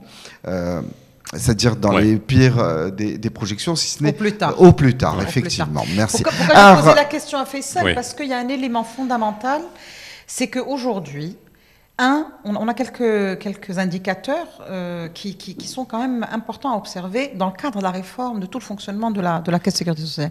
La population a une espérance de vie beaucoup plus longue qu'il y a quelques temps. Ouais. Ensuite, aujourd'hui, en 2021, nous sommes 10 millions, nous avons... C'est Ali qui a fait augmenter la moyenne. Nous avons 10%, pardonnez-moi, de notre population qui a dépassé l'âge des 60 ans. En 2030, il y aura à peu près 15% de cette population-là, ce qui nous pose un problème. L'équation est simple. On a une population vieillissante qui grandit proportionnellement à la population active. On a toujours eu cette force de population active jeune en nombre beaucoup plus important, donc une pyramide très large du bas. Oui, Ensuite, on a une espérance de vie qui augmente. On a un accès beaucoup plus fluide et plus simplifié à la médecine et aux soins de santé de qualité qui permettent en effet de régler un certain nombre de sujets. Dans cette configuration-là, la capacité de la Caisse de sécurité sociale à continuer à accompagner, à servir des prestations et à faire évoluer également sa propre contribution, d'où ma question précédente, sur les ressources, sur la projection de ces ressources, y compris humaines. Tout à fait. J'allais répondre à votre question sur le plan. Bien sûr qu'on a un plan. Passer de 9 à 18 en 3 mois et puis... ce qui est prévu fin juin, début juillet, c'est d'intégrer les ramédistes, c'est-à-dire les personnes en situation précaire en termes de revenus, les vulnérables. L'idée, c'est transformer ce système d'assistance en un système d'assurance. Et l'idée aussi, c'est de les intégrer. Donc, c'est 11 millions de personnes additives. Donc, à juillet 2022, on devrait compter à peu près 30 millions de Marocains qui devraient bénéficier dans un premier temps de l'assurance maladie obligatoire gérée par la CNSS. Pour ce faire, il faut adapter ces structures. On ne peut pas venir intégrer autant de monde sans faire des corrections sur la structure. Bien sûr que nous avons des plans. Le premier, il se base sur la dématérialisation. Donc, développer nos produits. Nous avons déjà commencé depuis un certain nombre d'années, depuis 2003, avec les premiers produits, et ça évolue, et ça va s'accentuer pour simplifier, faciliter l'enrôlement et l'enregistrement de ces personnes et la déclaration de leurs enfants. Et donc, nous allons nous baser sur la technologie pour simplifier. Mais ça ne sera pas le seul axe de développement. Nous avons aussi prévu d'ouvrir d'autres points de contact. On a prévu d'ouvrir pendant le mois de décembre et janvier près de 45 nouveaux points de contact dans les provinces et villes où nous ne figurons pas, puisqu'aujourd'hui on va être vraiment national, puisqu'on va concerner et les travailleurs non salariés, peut-être demain les pauvres, les moins nantis d'entre nous. Y compris la population rurale ? Y compris la population rurale. Donc, oui, forcément, parce qu'il y a la population agricole aussi dans... Absolument, dans le secteur. Finalement, c'est énorme ce qui est en train de se passer. Mais c'est un chantier géant. Un chantier gigantesque. Alors, nous avons aussi... certainement multiplier notre capacité dans la mobilité, donc des agences mobiles, nous en avons 13 aujourd'hui, peut-être qu'on passera à 26 ou 40 assez rapidement, mais on a aussi établi des accords de partenariat avec les points de service. Je sais pas, tout ce donc qui ça veut dire cache, que utiliser un point de contact multicanal. Voilà, et donc on va... Ça pourrait être les banques, etc. Oui, absolument. Voilà. Et aujourd'hui, c'est opérationnel. Donc c'est du pragmatisme. Ils ont déjà été impliqués dans l'inscription, la préinscription, le préenregistrement des CPEistes depuis avril, et ça va être élargi à toutes les populations qui vont intégrer le système, et on espère que ça va se faire dans la fluidité et la qualité. Alors, on s'arrête pas là, parce que dernier point, et là aussi il est fondamental et essentiel, c'est que demain, tout ce beau monde sera intégré dans le système. Ils vont déposer des dossiers d'assurance maladie. On est déjà à 20 000 dossiers par jour. On est déjà à 20 000 et on escompte que dans la croisière, dans une vitesse de croisière normale, on passerait à 80 000 dossiers jour si on intègre toutes ces populations. Donc, est-ce qu'on va rester calé sur un schéma de dossiers, papier, saisie, ainsi de suite? Ben non.